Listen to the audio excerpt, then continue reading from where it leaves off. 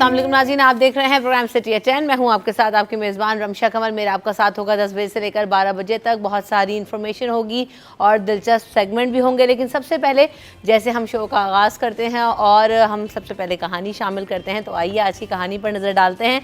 शहर से जो है ना थोड़ा दूर हटकर जो है ना खेतों के दरमियान एक बहुत ही प्यारा फार्म हाउस था। इस फार्म हाउस के मालिक के पास दो बहुत ही खूबसूरत घोड़े थे जो इस फार्म हाउस में इधर उधर घूमते रहते थे।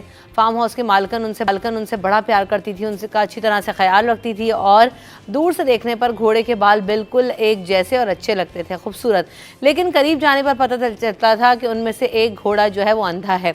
अंधा होने के बावजूद भी फार्म हाउस के मालिक ने उनको निकाला नहीं था, क्योंकि फार्म हाउस की मालकन उनसे बहुत प्यार करती थी और इन घोड़ों का भी उसी तरह ख्याल रखती थी जैसे बाकी घोड़ों का ख्याल रखती थी। बल्कि उससे तो वो घोड़ा बाकी घोड़ों से ज़्यादा जो है वो उसको तवज्जो देती थी, ध्यान रखती थी, प्यार करती थी। मालिक ने घोड़े के गले में घंटी बांधी हुई थी और वो घंटी अंधे घोड़े की मदद के लिए थी। जब घंटी वाला घोड़ा चलता तो घंटी की आवाज़ सुनते हुए अंधा घोड़ा भी उसके पीछे पीछे चलता रहता, इसके पीछे पीछे बाड़े में घूमता रहता और इसका ख्याल रखता। वो बार बार मुड़कर देखता रहता कि अंधा घोड़ा उसके पीछे आ रहा है कि नहीं आ रहा, वो रास्ता तो नहीं भूल गया, कहीं ज़्यादा तो नहीं पीछे रह गया। इसी तरह वो उसका ख्याल रखा करता था। खाना खा रहा है, दोपहर को आराम करने के लिए जब वो घंटी वाला घोड़ा अपने घर की तरफ जाता तो पहले वो अंधे घोड़े को उस तरफ उसकी जगह पर पहुंचाता। तो बिल्कुल इसी तरह हमने क्या देखा कि जब एक मालिक ने जो है अपने घोड़े के तहफ़्फ़ुज़ के लिए, घोड़े के ख्याल के लिए ये सोचा कि इसको अब अकेला नहीं छोड़ना, पीछे नहीं छोड़ना। क्यों? क्योंकि वो उसकी मालकन और उसका मालिक उस घोड़े से प्यार करते थे। तो इसी तरह अल्लाह ताला ने भी हमारे अंदर कोई कमी या कमज़ोरी तो रखी होती है, लेकिन हम इतने काबिल नहीं हैं कि हम जो है ना वो हमें इस दुनिया से निकाल नहीं देता, बल्कि वो हमें इसका शामिल करता है, जीने का हिस्सा सिखाता है, जीने का तरीका बताता है। और बाकी इंसानों की तरह अगर हमारे ऊपर कोई मुश्किल या परेशानी आ जाए तो उसने हमारी मदद का इंतज़ाम कर रखा होता है। बिल्कुल उसी तरह उस घंटी वाले घोड़े की तरह कि किसी ना किसी तरह अल्लाह ताला किसी ना किसी शख्स को, किसी ना किसी चीज़ को जो है ना वो आपके लिए वसीला बना के भेज देते हैं, आपकी मददगार बन देते हैं। और आप देखें कि अल्लाह ताला अपने बंदों को कभी भी अकेला नहीं छोड़ते। तो हमें हमेशा चाहिए कि हम अल्लाह ताला की तरफ रुजू करें और अल्लाह ताला से जो है वो अपने मामलात दुरुस्तगी के लिए इल्तिमास से दुआ रहें। और अगर किसी शख्स के अंदर कोई कमज़ोरी भी हो तो ना सिर्फ हम अल्लाह ताला पर तवक्कुल करें, बल्कि हमें चाहिए कि हम अपनी कैपेसिटी में जो कुछ उस शख्स के लिए कर सकते हैं, मदद कर सकते हैं, वो करने की कोशिश करें। तो आज की कहानी से हमने ये सीखा। अपने मेहमानों का तारुफ भी आपसे करवाती हूँ। मेरे साथ आज मौजूद हैं, welcome to the show Aziz Armani साहब, और साथ साथ मेरे साथ अशरफ खान साहब भी मौजूद हैं। अशरफ खान साहब, आपको भी वेलकम करेंगे शो में। कैसे हैं आप दोनों? बिल्कुल दुआएं जी, ज़बरदस्त। आप ठीक हैं? अल्हम्दुलिल्लाह बिल्कुल ठीक ठाक। तो ये हमारे यहाँ है कोई घंटी वाला घोड़ा जो मदद करता है ऑफिस में या कोई घंटी वाला घोड़ा नहीं है अपने पास? एक गवर्नर हाउस पे घंटी ज़रूर है हाँ, यही जो लोगों के मदद के लिए लगा। लेकिन इससे एक सबक मिला जी कि जो मालिकन थी उसने एक तो किस तरह दो घोड़ों को एक दूसरे के मदद के लिए एक को घंटी बांधी। और फिर सवाल इसमें ये है, ये पुरानी कहावत भी है कि घंटी कौन बजाए। तो लेकिन मैं ये समझता हूँ कि इसमें सबक है कि एक इस मुआशरे में अगर हमें ये महसूस होता है कि कोई जिस्मानी तौर पे माजूर है, कोई काम नहीं कर सकता, कोई चल फिर नहीं सकता, कोई देख नहीं सकता, लेकिन खुदा उसकी मदद के लिए कोई न कोई रास्ता ज़रूर बना रहा होता है। तो हमें भी ऐसे लोगों की मदद करनी चाहिए। मैं उन भिखारियों की बात नहीं कर रहा, लेकिन उनके अलावा भी ऐसे बहुत सारे लोग हैं जो हमें किसी न किसी शक्ल में कहीं न कहीं अपने अड़ोस पड़ोस में दस्तयाब होते हैं, जो वाकई मदद के तलबगार हैं। और आजिज़ भाई, अगर किसी की मदद करना चाहें तो ये देखें भी ना कि कौन मुतलाशी है, कौन किसको अभी ज़रूरत है, जिसकी हम मदद कर सकते हैं। तो अशरफ भाई, आपने कुछ सीखा? आप नहीं, ये तो आपको पहले भी बोला कि कहानियाँ दादी और नानी अब वो इस दुनिया में नहीं है मेरी, लेकिन वो जो बचपन में कहानियाँ सुनाती थी तो याद आता है। अब लगता है मेरे सामने दादी बैठी मैं ये है कि मैसेज है, हम चाहते हैं कि यहाँ से एक मैसेज जाए, लोगों को पुरानी यादें आएँ।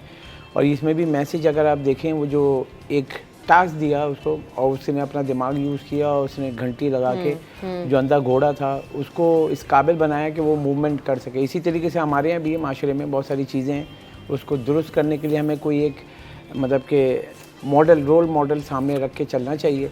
और अगर कोई मुश्किल में है तो हमारी भी फील्ड में होता है कि बहुत सारे सीनियर होते हैं, वो सिखाना चाहिए जो नए कम आते हैं। बिल्कुल तो ऐसा ही है। اس کے اور لیے ہم نے بھی سارے اپنے جو ہے نا وہ سینئر سے بہت کچھ سیکھا ہے، تو یقیناً ایک دوسرے کی مدد کرنی چاہیے. اور ابھی ہم مدد کی بات کریں، آپ نے گورنر ہاؤس کی گھنٹی کا ذکر کر دیا تو میں ٹاپ اسٹوریز کا آغاز وہیں سے کر لیتی ہوں. رن ڈاؤن میرا کچھ اور تھا، لیکن میں نے کہا عاجز بھائی نے جب یاد ہی دلا دیا تو یہیں سے شروع کر لیتے ہیں. تو بھائی گھنٹی بجانے کا سلسلہ جو ہے وہ گورنر سندھ صاحب نے بھی ریوائیو کیا کہ وہاں گھنٹی بجائیے، اور وہ مدد کے لیے جو بھی شخص آئے گا اس کی مدد گورنر سندھ صاحب کریں گے، اپنی کیپیسٹی میں جو کچھ کر سکتے ہوں گے کریں گے.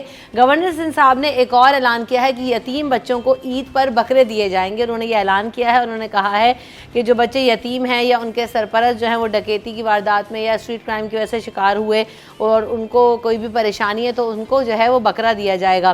سوراب گوڑ پر فلاحی ادارے کے ہیڈ آفس کا انہوں نے دورہ بھی کیا تھا اور انہوں نے کہا کہ اجتماعی قربانی کے لیے 2 اونٹ بھی دینے کا اعلان کیا، اور ساتھ ساتھ انہوں نے یہ کہا ہے کہ بچوں کو بکرے دینے کا سلسلہ عید کے 3 دن پہلے سے شروع کیا جائے گا، جبکہ اس بار بھی گورنر ہاؤس میں عید کے تینوں دن 100 اونٹ جو ہے وہ قربان کی جائیں گے اور اس کا جو گوشت ہے وہ مستحق لوگوں میں تقسیم کیا جائے گا. تو ہمارے سامنے یہ بھی ایک اچھی چیز نظر آ رہی ہے. اس کے علاوہ مرغی کے جو ریٹس ہیں ان پر آج ہم بات کریں گے کہ ایک ہفتے میں کہ مرغی کے جو ریٹس ہیں وہ 30 روپے تک جو ہے وہ مہنگے ہو گئے ہیں. کافی عرصے کے بعد چکن کی جو پرائسز ہیں وہ نیچے آنا شروع ہوئی تھی، ابھی ہمیں پھر نظر آ رہا ہے کہ اس میں ریز نظر آ رہا ہے اور 550 سے لے کر 580 روپے تک اس وقت جو چکن کا گوشت ہے وہ فروخت ہو رہا ہے. جبکہ اگر سرکاری قیمت کی بات کی جائے تو سرکاری گوشت سرکاری طور پر جو چکن کی قیمت ہے وہ 542 روپے ہے. اس کے علاوہ سندھ سرکار نے ایک بڑا فیصلہ کیا کہ پڑھے گا سندھ تو بڑھے گا سندھ. حکومت سندھ نے تعلیمی عمل میں مزید فروغ لانے کا فیصلہ کر لیا ہے. انہوں نے کہا ہے کہ 1100 ارلی چائلڈ ٹیچرز کے دوسرے مرحلے میں نئی بھرتیوں کا بھی فیصلہ کر لیا گیا ہے، اور انہوں نے کہا ہے کہ 1000 خواتین ارلی چائلڈ ٹیچرز کی بھرتیاں پہلے مرحلے میں کی گئی ہیں. ایک طرف کل ہم دیکھ رہے تھے کہ کافی زیادہ اساتذہ کا شور و غل تھا، ان کی جو ہے وہ تعیناتیاں ایکسٹینشنز اور ان کا معاملہ تھا. ایک طرف نئی بھرتیاں ہیں، دوسری طرف گھوس ملازمین کا معاملہ ہے. ان تمام چیزوں کو آج ہم ڈسکس کریں گے کہ کیا ہے اور کس طرح سے ہوگا. اس کے علاوہ جی بجٹ کو بھی تھوڑا بات کریں گے کہ سندھ کا بجٹ کیسے بنے گا. بڑا سوال کھڑا ہو گیا کیونکہ یہی نہیں پتا سندھ حکومت کو کہ گزشتہ سال آمدنی کتنی تھی اور اخراجات کیا ہوئے. سندھ حکومت نے گزشتہ بجٹ کے 2 کوارٹر کی رپورٹ شائع نہیں کی ہے اور مالی سال میں 3 کوارٹر رپورٹ شائع کرنا ہوتی ہیں. تو پہلے کوارٹر رپورٹ کے مطابق 364.3 ارب روپے جو ہے نا وہ خرچ کیے گئے تھے اور 30 ستمبر 2023 کو یہ رپورٹ شائع کی گئی تھی. اور بجٹ رپورٹ کیوں شائع نہیں کی گئی، وزارت خزانہ کا اس حوالے سے کوئی جواب ان کے پاس نہیں ہے. اس کے علاوہ وزیر اعلیٰ سندھ کی جانب سے این جی اوز میں 7 کروڑ 12 لاکھ روپے کے چیک تقسیم کیے گئے ہیں. خصوصی افراد کے لیے کام کرنے والی این جی اوز میں 7 کروڑ 12 لاکھ 52 ہزار روپے کے چیک تقسیم کیے گئے تاکہ خصوصی افراد کے لیے معاون آلات جو ہیں وہ خریدے جا سکیں اور ان کی جو این جی اوز ہیں ان کی معاونت کی جا سکے. اس کے علاوہ جی سندھ میں 90 روز کے لیے اسلحے کی نمائش پر پابندی عائد کر دی گئی ہے. سیکیورٹی ادارے اور رجسٹرڈ سیکیورٹی کمپنیز کے گارڈ ڈیوٹی کے اوقات میں ہتھیار ساتھ رکھ سکیں گے. باقی تمام لوگوں کے لیے اسلحے کی نمائش پر پابندی ہوگی. اس کے علاوہ G D I G traffic نے پھر ڈنڈا اٹھا لیا. شہریوں کو بلا جواز تنگ کرنے والے اہلکاروں کے خلاف سخت ایکشن لیا جائے گا اور 2 اہلکار ملازمت سے برطرف بھی کر دیے گئے ہیں اور ان کے ساتھ ساتھ جو 2 ہیں 7 اہلکاروں کی شاید 2 سال کی سروس بھی ختم کر دی گئی ہے. تو ملازمت سے فارغ ہونے والوں میں ایک ASI بھی شامل ہے. اس کے علاوہ جی کراچی سے 4 طلبہ انٹرنیشنل کرمنل کورٹ کے مقابلوں میں حصہ لینے کے لیے ہالینڈ پہنچ گئے ہیں اور کراچی کے طلبہ و طالبات قانون کے شعبے میں مہارت حاصل کرنے کے لیے نیدرلینڈ پہنچے ہیں جہاں کورٹ کے قانونی اقدامات کے بارے میں آگاہی حاصل کریں گے. تو یہ بھی ہمارے سامنے ایک اچھی اور اچیومنٹ نظر آ رہی ہے پاکستانی طلبہ کی. ہم یہاں سے ڈسکشن کا آغاز کریں گے کہ اس وقت جیسے آپ نے بھی کہا کہ گھنٹی بجاؤ اور اپنی مراد لے جاؤ، تو گورنر سندھ صاحب جی بکرے بھی دے رہے ہیں اس دفعہ.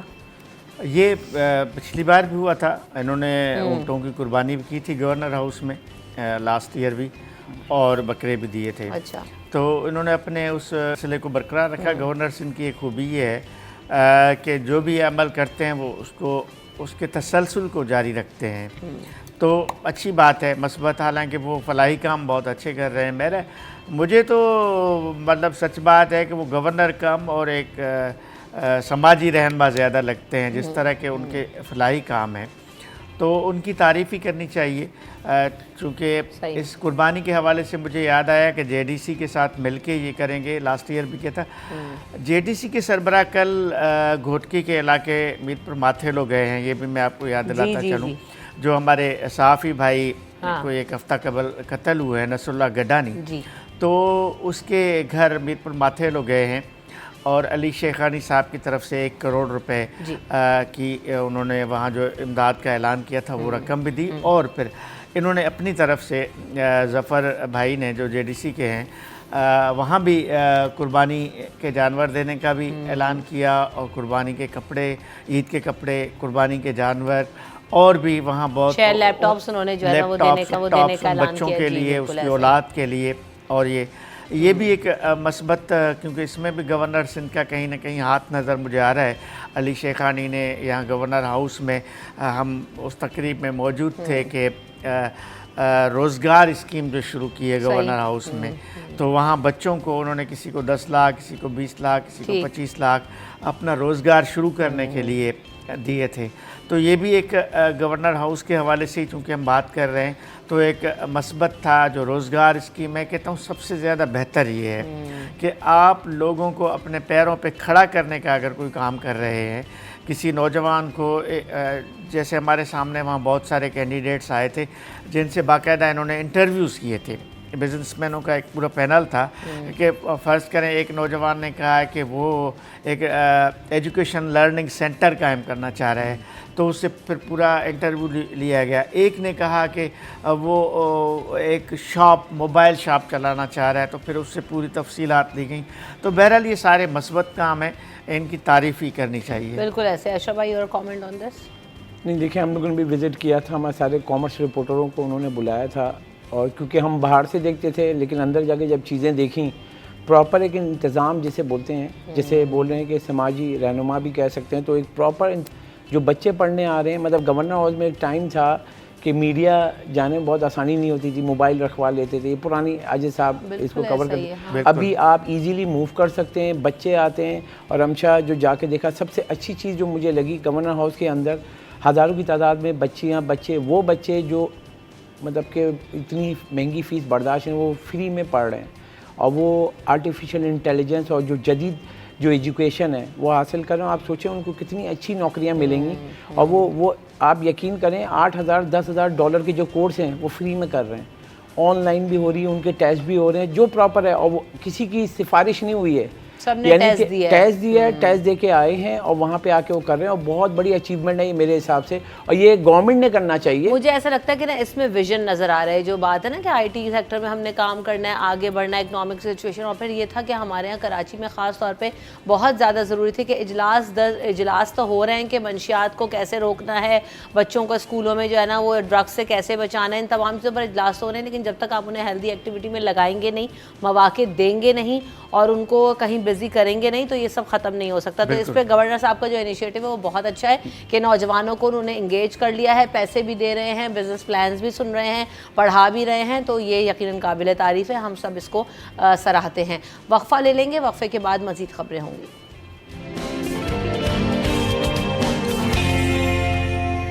Welcome back in city at 10. تو جناب ہم یہ دیکھ رہے ہیں کہ اس وقت جو سندھ سرکار ہے اس نے بڑا فیصلہ کیا، اور اس حوالے سے یقیناً بہت سارے سوالات میں نے جیسی خبر پڑھی سامنے آ گئے. فیصلہ جناب یہ ہے کہ 1100 جو ٹیچرز ہیں ان کو ارلی چائلڈ ٹیچرز کے دوسرے مرحلے میں نئی بھرتیوں کا فیصلہ کیا. یہ ہے پڑھے گا سندھ تو بڑھے گا سندھ. مطلب سندھ نہیں پڑھے گا تو نہیں بڑھے گا. نہیں تو ایسے بس اساتذہ بڑھ رہے ہیں ہمارے یہاں، تو اسکولوں میں نہ فرنیچر بڑھ رہا ہے، نہ بچوں کی تعداد بڑھ رہی ہے، نہ نصاب کا جو ہے نا. چلیں یہ ارلی چائلڈ ٹیچرز تو بھرتی کر لیں آپ 1100، اچھی بات ہے. لیکن میں یہاں پہ یہ بات کروں گا کہ مجموعی طور پہ سندھ میں جو تعلیم کی صورتحال ہے وہ اچھی نہیں ہے. میں نے اس سے پہلے بھی اسی پروگرام میں بات کی تھی کہ 2022 کی سیلاب کی وجہ سے ہزاروں اسکول ڈسٹرب ہوئے، عمارتیں تباہ ہوئیں، وہ ابھی تک تباہ ہیں، نئی عمارتیں نہیں بنی ہیں. ان اسکولوں کا کیا ہوگا؟ اس کے علاوہ سندھ میں گھوسٹ ٹیچرز آپ نے ذکر کیا انٹرو میں، ہزاروں کی تعداد میں ہیں، اس کا کیا ہوگا؟ اس کے بارے میں کوئی کچھ بتانے کے لیے تیار نہیں ہے. اس کے علاوہ محکمہ تعلیم نے صرف یہ ارلی چائلڈ ٹیچرز نہیں ہیں، مزید ٹیچرز اپائنٹ کرنے کا بھی فیصلہ کیا ہوا ہے. جو IBA ٹیسٹ کے ذریعے ٹیچرز بھرتی ہوتے ہیں، کوئی 50,000 ٹیچرز بھرتی کیے تھے لاسٹ ایئر، تو ان ٹیچرز کی بھرتیوں کا ایک فیصلہ بھی ہے. جو بقیہ ٹیچرز ہیں ان کو بھی بھرتی کیا. ٹیچر بھرتی کرے، سندھ میں ہزاروں ٹیچرز ریٹائر ہو گئے ہیں. لیکن اصل بات ہے کہ جو ایجوکیشن کا معیار ہے اسی دوران جب ہم ٹیچرز کی بات کر رہے ہیں اسی دوران امتحانات سینٹرز میں کیا ہو رہا ہے، امتحانی مراکز میں جو نقل کا جو رجحان ہے وہ بڑھتا ہی جا رہا ہے، ہر سال پچھلے سال سے زیادہ ہی نقل کا رجحان بڑھتا ہے، کم نہیں ہو رہا ہے۔ ایجوکیشن کا معیار کہاں پر ہے اس پہ کوئی بات نہیں کر رہا۔ ارلی چائلڈ ٹیچرز یہ ان کا ایک وہ ہے کہ جی پری نرسری سے بچوں کو پڑھانے کا ایک سلسلہ شروع ہوا تھا، کیونکہ سرکاری جو اسکول تھے پہلے صرف کلاس 1 سے شروع ہوتے تھے، اب چونکہ پرائیویٹ سیکٹر میں KG اور نرسری اور یہ سارے ہیں تو بچے بہت چھوٹے چھوٹے بچوں کو لوگ داخل کرانا چاہتے، تو سندھ گورنمنٹ نے خود بھی یہی فیصلہ کیا کہ پری نرسری کلاسز شروع کی جائیں۔ یہ بتا دیجئے یہ سب کچھ ہو رہا ہے ٹھیک ہے، لیکن اسکولز میں جو کلاسز موجود ہیں ان میں کہاں ہیں بچے؟ دوسری بات یہ کہ مجھے وہ بھی فیصلہ سامنے آ گیا کہ یہ ٹیگ لائن پڑھ کے پڑھے گا سندھ تو پڑھے گا سندھ، تو جی سندھ والوں کو تو کہہ رہے تھے کہ میوزک کلاسز بھی دی جائیں گی، اس کے لیے بھی یہ خبر آئی تھی کہ جو میوزک ٹیچرز ہیں ان کی بھرتیاں کی جائیں گی۔ نہیں وہ کی گئی تھیں۔ تو عاجز بھائی سوال یہ کہ مجھے کہاں سکھا رہے ہیں؟ کوئی ایک گورنمنٹ اسکول مجھے آپ لے جا کے دکھا دیں جہاں پہ سکھاتے ہیں؟ بتا دوں نا، بھرتیاں تو ہو جائیں گی۔ ٹیچرز بھرتی ہوئے تھے لیکن وہ کورٹ میٹر ہے، کوئی اس کے خلاف کورٹ میں گیا تھا، بہت اچھا ہوا۔ ایک پٹیشن کورٹ میں ہے آلریڈی، ملازمین کی بھرتی پہ MQM کی پٹیشن ہے جس پہ عدالت نے گریڈ 1 سے لے کے گریڈ 14 تک کے بھرتیوں پہ پابندی لگائی ہوئی ہے، تو وہ میوزک ٹیچر بھرتی ہو گئے تھے، ان کو اپائنٹمنٹ آرڈرس دے دیے گئے تھے، اچھا، لیکن چونکہ کورٹ نے وہ فیصلہ روک لیا تھا تو وہ رکا ہوا ہے۔ ویری کوئکلی یہ جو احتجاج ہوا ہے باہر کل پرسوں، وہ ایک الگ کہانی ہے۔ اچھا وہ اس کا اس سے کوئی تعلق نہیں، ان کا بھی تو ہے نا کہ ہم ایکسٹینشن دیں یہ دیں۔ دیکھیں تھوڑا سا ہمارے میڈیا کے دوستوں کو میں گزارش کروں گا، ایک ادارہ ہے NCHD، فیڈرل گورنمنٹ کا ادارہ تھا جس نے یہ ٹیچرز بھرتی کیے تھے، پھر بعد میں ان ٹیچرز کو ضم کیا گیا تھا سندھ حکومت میں، 1100 یا 1200 ٹیچرز ہیں وہ بھی، تو اب ان ٹیچرز کی ڈیمانڈ ہے کہ ان کو کانٹریکٹ بیس پہ وہ چل رہے ہیں، ان کو ریگولر کیا جائے۔ گزشتہ روز جو احتجاج تھا وہ ان کا احتجاج تھا، تو ابھی ریگولر کرنا چاہیے۔ میرا اس میں یہ ہے کہ اگر وہ اتنے سالوں سے وہ کام کر رہے ہیں تو ان کو ریگولر کرنا۔ نئے ٹیچر جب آپ بھرتی کرتے ہیں تو وہ تو آلریڈی ایکسپیرینسڈ ہے، کام کر چکے ہیں، تجربہ بھی ہے، ان کو ریگولر کرنا چاہیے۔ عاجز بھائی آپ بھی ہمارے ساتھ ہوں گے، ہم بھی یہیں پر ہوں گے، ہم یہ دیکھیں گے نا کہ کتنا یہ جو ارلی چائلڈ ایجوکیشن ٹیچرز تعینات ہو جاتے ہیں اور ان کی بھرتیاں ہو جاتی ہیں، اور کتنے اسکولز میں دیکھیں گے کہ مونٹیسری گروپ میں بچے انرول ہیں اور پڑھتے ہوئے دکھائی دے رہے ہیں۔ اشرف بھائی آپ اس خبر پہ کوئی کامنٹ کرنا چاہ رہے ہیں؟ دیکھیں میں پورے سندھ کی اگر بات، انہوں نے خود کہا کہ سیلاب کے بعد جو اسکول وغیرہ یہ تباہ ہوئے، تو کراچی میں بھی اگر میں سوال اٹھا لوں کہ کراچی میں 7 اضلاع سرکاری اسکول ہیں، وہاں کتنے بچوں کو پڑھا رہے ہیں، کتنے اسکول چل رہے ہیں، کتنے، مطلب میں نارتھ آباد کی بات بتاؤں جہاں میں پیدا ہوا ہوں، بچپن گزرا ہے، تو وہاں میں نے 3 اسکول دیکھے تھے، اب وہ صفحہ ہستی سے مٹ گئے۔ وہ سرکاری اسکول سرکاری زمین پہ بنے ہوئے تھے اور وہاں پہ گراؤنڈ بھی تھا۔ پہلے جو پروسیس ہوتا تھا آپ کو پتہ ہے کہ گراؤنڈ کے پاس ہوتا تھا تاکہ بچے کھیلیں، تو ہمارے یہاں اب تو بلڈنگ میں بن گئے، اور سرکاری اسکول تو کراچی سے تو میں نے تو غائب ہو گئے ہیں، میں نے دیکھا ہے۔ نارتھ آباد کی بات بتا رہا ہوں جہاں میں پیدا ہوا ہوں، ہیں وہاں پہ یہ منشیات فروش بیٹھے ہوئے ہیں اور جو ہے وہ نشہ کرنے والے افراد بیٹھے ہوئے ہیں، قبضے ہو گئے ہیں۔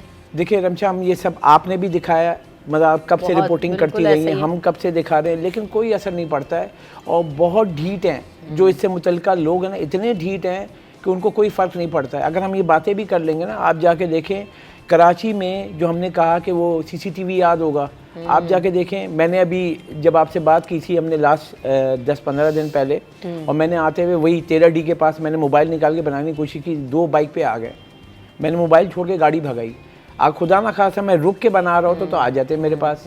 مطلب یہاں پہ جو شہر کی صورتحال ہے اس میں کرائم میں، یہ آپ کے جن کو آپ پال رہے ہیں اس شہر میں، آپ نے جیسے بتایا اسکولوں میں بھی ہم نے بھی دیکھا ہے، سب دیکھتے ہیں، تو آپ ان کو کیوں نہیں پکڑتے بھائی؟ اس شہر کو بہتری کرنی ہے، مطلب اس شہر کو رہائش کے قابل بنانا ہے، آپ کیا کر رہے ہیں؟ بالکل ایسا ہی ہے۔ اچھا ایک اور خبر ہمارے سامنے یہ بھی ہے، شہر کو قابل رہائش بنانے کے حوالے سے بات ہوئی، اس حوالہ میں نے بھی خبر کچھ دیر پہلے یہ بھی کی تھی نا کہ DIG ٹریفک نے بھی اس وقت جو ہے خاصی زیادہ سختیاں کر دی۔ انہوں نے کہا ہے کہ جو شہریوں کو جو بلا جواز تنگ کرے گا انہیں اہلکاروں کے خلاف سخت ایکشن لیا جائے گا، کافی لوگوں کو معطل بھی کر دیا گیا ہے۔ تو آپ لوگوں کی اس بارے میں کیا رائے ہے کہ یہ اس طرح سے ہو پائے گا یا نہیں ہو پائے گا؟ خالی فیس سیونگ ہے یہ اور کچھ بھی نہیں ہے۔ یہ اس طرح کے جتنے بھی سٹیٹمنٹس ہیں وہ سوائے فیس سیونگ کے اور کچھ نہیں ہوتے۔ کوئی بھی نیا افسر آتا ہے कोई नया SSP आता है, कोई नया DIG आता है, कोई नया IG आता है, वो इस तरह के बयानात देता है। और इन बातों में अगर ट्रैफिक देखें, ट्रैफिक तो कराची का एक बहुत बड़ा इशू है। ट्रैफिक पुलिस के एक पूरा प्रोग्राम करने की ज़रूरत है, एक पूरी इन्वेस्टिगेशन की ज़रूरत है। ट्रैफिक पुलिस जो कुछ कर रही है इस शहर में, तो DIG साहब निकले ना बाहर, आ जाएं, एक राउंड लगा दें कि ट्रैफिक पुलिस शहरियों के साथ क्या कर रही है। एक SI को हटा दिया, किसी को मुअत्तल कर दिया, ये तो होता है। ये भी एक रूटीन, मतलब वो जब हम एक ख़बर चलती है ना, बारिशें होती हैं तो जो नशेबी इलाके ज़ेरे आब आ जाते हैं, ये ऐसी ही एक स्टेटमेंट है। जब भी बारिश होगी नशेबी इलाके ज़रूर ज़ेरे आब आ जाएंगे, और जब भी नया कोई अफसर आएगा वो इस तरह का एक स्टेटमेंट जारी कर देगा, और वो एक रवायत सी बनी हुई है। ट्रैफिक पुलिस पे बहुत ज़रूरत है कि ट्रैफिक पुलिस जितनी नाइंसाफ़ियाँ कर रही है इस शहर में, जिस तरह लोगों को रोक के, चोरी की गाड़ी कभी नहीं रुकती है। चोरी की गाड़ी, गलत नंबर प्लेट की गाड़ी कभी नहीं रुकती है। अभी हम अगले एक सेगमेंट में बात करेंगे, आपको मैं बताऊंगा कि ट्रैफिक पुलिस कभी इस पे अमल नहीं करेगी। जो उनकी जिम्मेदारी, उनको जो उनकी बेसिक जिम्मेदारी है वो कभी पूरी नहीं करती है। बिल्कुल ऐसे ही। अशरफ भाई, यकीन हमें नज़र फैंसी नंबर प्लेट्स पे भी जो है ना वो कहा कि कार्रवाइयाँ होंगी काले शीशे वाली गाड़ियों पर। फिर असलहा रखने के हवाले से भी अभी जो है ना वो खबर आई है हमारे सामने कि असलहा रखने पर भी पाबंदी होगी 90 रोज़ के लिए। तो इन सब चीज़ों से वाकई अमन व अमान की सूरत हाल को कंट्रोल किया जा सकता है। कल भी हमने खबर देखी थी, क्या सूरत हाल है? देखें, शहर में स्ट्रीट क्राइम और जराइम बढ़ते जा रहे हैं, और ये जो फैसले होते हैं मैं हैरान होता हूँ कि कह रहे हैं कि असला नहीं लहरा सकते, दफ़ा 144 लग गई, आप गाड़ी के अंदर रखें। लेकिन वो जो स्ट्रीट क्रिमिनल खुलेआम असला लेके घूम रहे हैं उनके ऊपर ये अमल होगा। और यानी कि आप ये देखें, हम कोई VVIP मूवमेंट पे जाते हैं, कोई मिनिस्टर आता है, कोई DIG या IG आता है, आप देखें उनके साथ कितना प्रोटोकॉल होता है। बिल्कुल। और ये शहर, पहले ये हमें समझना होगा, ये शहर जो है, मर्दमशुमारी से मैं बोल रहा हूँ, आजिज़ भाई से मेरी इस पर लड़ाई होती रहती है, 2 करोड़ की आबादी है मर्दमशुमारी। आजिज़ साहब ने पूरा ऑफिशियल डाटा दिया था। इस वक्त अनऑफिशियल बात करूँ 3 करोड़ की आबादी है। आप भी इसकी गवाही देंगे, आप कितने दूर तक रहती हैं और कहाँ तक आबादी नजर। उस शहर में पुलिस की तादाद देखें और VIP शराय फैसल पे जाएं। कल भी मैं जा रहा हूँ, 4 गाड़ियाँ जा रही हैं, लाइटें मारते हुए, ट्रैफिक जैम में मैं जा रहा हूँ घर, और ऐसे जा रहे हैं जैसे मतलब आप रनवे पे उतर जाओ यार। अब ये शहर है, इसको बेहतर करना है, तो जो पुलिस अहलकार हैं उनको ड्यूटी पे मामूर किया जाए। आप ये देखें ना, अभी मंडी वाला है, कहाँ लगाई? नॉर्दर्न बाईपास पे। लोग डर रहे हैं जाते हुए। आपको पता है जो दोस्त शहर में मंडियां लगा दें तब भी आप लोगों को एतराज़ है, पार्किंग का मसाइल, और छोटी मंडियां ना, लेकिन ये तो खैर अब इतनी बड़ी, एशिया की सबसे बड़ी मंडी हम इसको कहते हैं। अब उसकी सिक्योरिटी तो देनी चाहिए ना। अब कराची आप सोचें ना, फिर मैं वही बता रहा हूँ, 2 करोड़ की आबादी, अगर इसमें 10% भी लोग जाके खरीदारी करते हैं तो कितनी बड़ी तादाद है, और वहाँ लाखों की तादाद में जानवर आते हैं। अच्छा, हो क्या रहा है अशरफ भाई, हम इसको भी ऐड करेंगे मवेशी मंडियों का। यकीनन ये मामला तो हमारे सामने, हमने उसको डिस्कस भी किया, लेकिन कल भी एक खबर मेरे सामने से गुजरी थी, एक बिजनेस कम्युनिटी से भी किसी को निशाना बनाया गया है, टारगेट किलिंग हुई, क्या हुआ इस हवाले से भी बताएं। और दूसरी तरफ ये कि खबर साथ साथ स्ट्रीट क्राइम पे हम बात कर रहे हैं, शहर के अमन अमान की सूरत हाल पे बात कर रहे हैं, क्या ये इक़दाम काफ़ी हैं कंट्रोल करने के लिए? कि गुज़िश्ता 3 दिनों से ये खबर चल रही है और हमारे पास सिटी 21 के पास की एक्सक्लूसिव वीडियोस भी मौजूद हैं कि बार बार एक्सप्रेस वे पर नाके लगाकर गाड़ियों को रोका जाता है और लूटा जा रहा है। तो ये तीनों खबरें तवातुर से सामने आ रही हैं अशरफ भाई। तो इस तरह आप समझते हैं कि यही इक़दाम काफ़ी हैं, सिर्फ पाबंदियाँ लगाना? उसकी डिटेल भी दें ज़रा खबर की। नहीं, देखें, हमारा जैसे हम आते हैं तो ये रोज़ जो हमने दिया, बैक टू बैक हमारी टीम आ रही होती है, उसने तस्वीरें, क्योंकि बड़ी हिम्मत की हमारी टीम ने वो बनाई, क्योंकि वो नाका लगा के, मतलब बाकायदा कॉजवे पे रोक के उन्होंने लूटा है 3 रातें। और ये टाइमिंग है फिक्स। अब टाइमिंग है, अगर आप कॉजवे से इधर से आप बलूच कॉलोनी के लिए जाते हैं तो बीच में रोक के आप वो करें, इसका मतलब ना पुलिस आएगी ना कुछ आएगी। तो इसका लिंक जो मैं समझता हूँ एक आम शहरी के तौर पे, इसका मतलब वो लिंक कनेक्टेड है कि इस दौरान आपको नहीं आना है, और कॉजवे से ना लाइट है ना कुछ है, और वहाँ पे खुले आम आप 10-12 लोगों को लूट रहे हैं। खुदा न खास्ता चलता रहा है। और ये जैसे कि बताया, कल जो एक बड़ा वाक़या हुआ, और डिफेंस फेज़ 2 में बैंक से निकले ये बिजनेसमैन थे, आसिफ बिलवानी नाम है इनका, FB area association of trade industry में इनकी 2 इंडस्ट्री थी, और ये वहाँ बैंक में गए थे, बैंक से निकले लोग उनके ऊपर मतलब स्ट्रीट क्रिमिनल थे या जो भी थे, अभी इसकी तहकीकात होगी, वहाँ पे उनको कत्ल कर दिया गया। अब फेडरल बी एरिया एसोसिएशन आज हंगामी प्रेस कॉन्फ्रेंस रखी है और कहा है कि हुकूमत को अल्टीमेटम देने जा रही है 48 घंटों की, جو ہماری بات ہے، ہم نے اس کے ٹکٹ بھی چلائے تھے، اور انہوں نے بہت سختی سے کہا ہے کہ جو اسٹریٹ کرائم ان صورتحال میں ہم کام نہیں کر سکتے اگر پولیس نے اس پہ فوری طور پہ ایکشن نہیں لیا. ڈیفینس کے علاقے میں یہ ہوا ہے، CCTV نکال کے ان کو اگر نہیں پکڑا گیا تو ہم اپنی انڈسٹری بند کر دیں گے. ایسی صورتحال میں انڈسٹری میں کام نہیں چلا سکتے کہ ہماری جان کو خطرہ ہو. یہ کس کا کام ہے؟ جان و مال کا تحفظ حکومت کا. ایک وفاقی حکومت ہے، ایک صوبائی حکومت ہے. اس وقت اگر ہم دیکھیں کل کے واقعے کے بعد فیڈرل بے ایریا ایسوسیشن کے صدر ہیں، انہوں نے صاف کہہ دیا ہے کہ حکومت، صوبائی حکومت ہو یا وفاقی حکومت ہو، یہ ناکام ہو گئی ہے اور ہم اب ان کے لیے نہیں کر رہے. آپ وہ کہہ رہے ہیں کہ ہر چیز کے ٹیکس ہم دے رہے ہیں، ہمیں سیکیورٹی نہیں ہے. اب وہ سیکیورٹی مانگتے ہیں. آپ یقین کریں، میں 7 انڈسٹری زون ہیں اور میں جب گیا ہوں پولیس والے کو جا کے بولتے ہیں، وہ جب بلاتے ہیں بڑے بڑے، سر وہ سیکیورٹی کے لیے ہمیں دیں، کوئی موبائل دے دیں، وہ دے دیں. آپ یقین کریں، آپ حیران ہوں گی وہاں کیا بولتے ہیں پتہ ہے؟ یہ وہ موبائل ہم دے دیتے ہیں اور بائکیں دے دیتے ہیں. عاجز بھائی آپ سنیں گے یہ کہ وہ اس کے فیول کے پیسے، ان کے کھانے کے پیسے، ان سب کے آپ دیں گے. وہ کہتے ہیں بھائی آپ لے لو. CCTV کیمراز لگائے. کئی دفعہ تاجروں سے میری بھی جا کے ملاقات ہوئی ہے، اس بارے میں بات ہوئی، تو وہ بھی یہی کہتے ہیں کہ ہم نے CCTV کیمراز تک لگا دیے، ہمیں کم از کم ہم انویسٹیگیٹ کر کے تو چیزیں دیں کہ کیوں لٹ رہے ہیں، کیوں ہو رہا ہے. لیکن وہی والی بات ہے کہ اتنی معاونت کرنے کے بعد بھی صورتحال کنٹرول نہیں ہو رہی، تو پھر اور میجرز لینے کی ضرورت ہے. کیا کرنے کی ضرورت ہے؟ عاجز بھائی آپ اس پہ کامنٹ کیجیے گا، بٹ آفٹر دس بریک.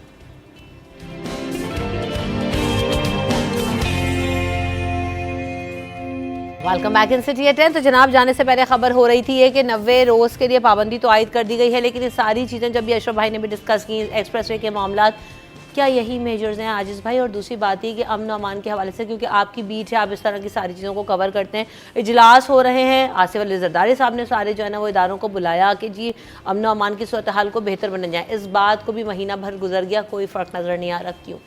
دیکھیں، یہ تو طے ہے کہ امن امان صوبائی حکومت کا معاملہ ہے. ابھی اشرف بھائی نے بات کی نا وفاق کا.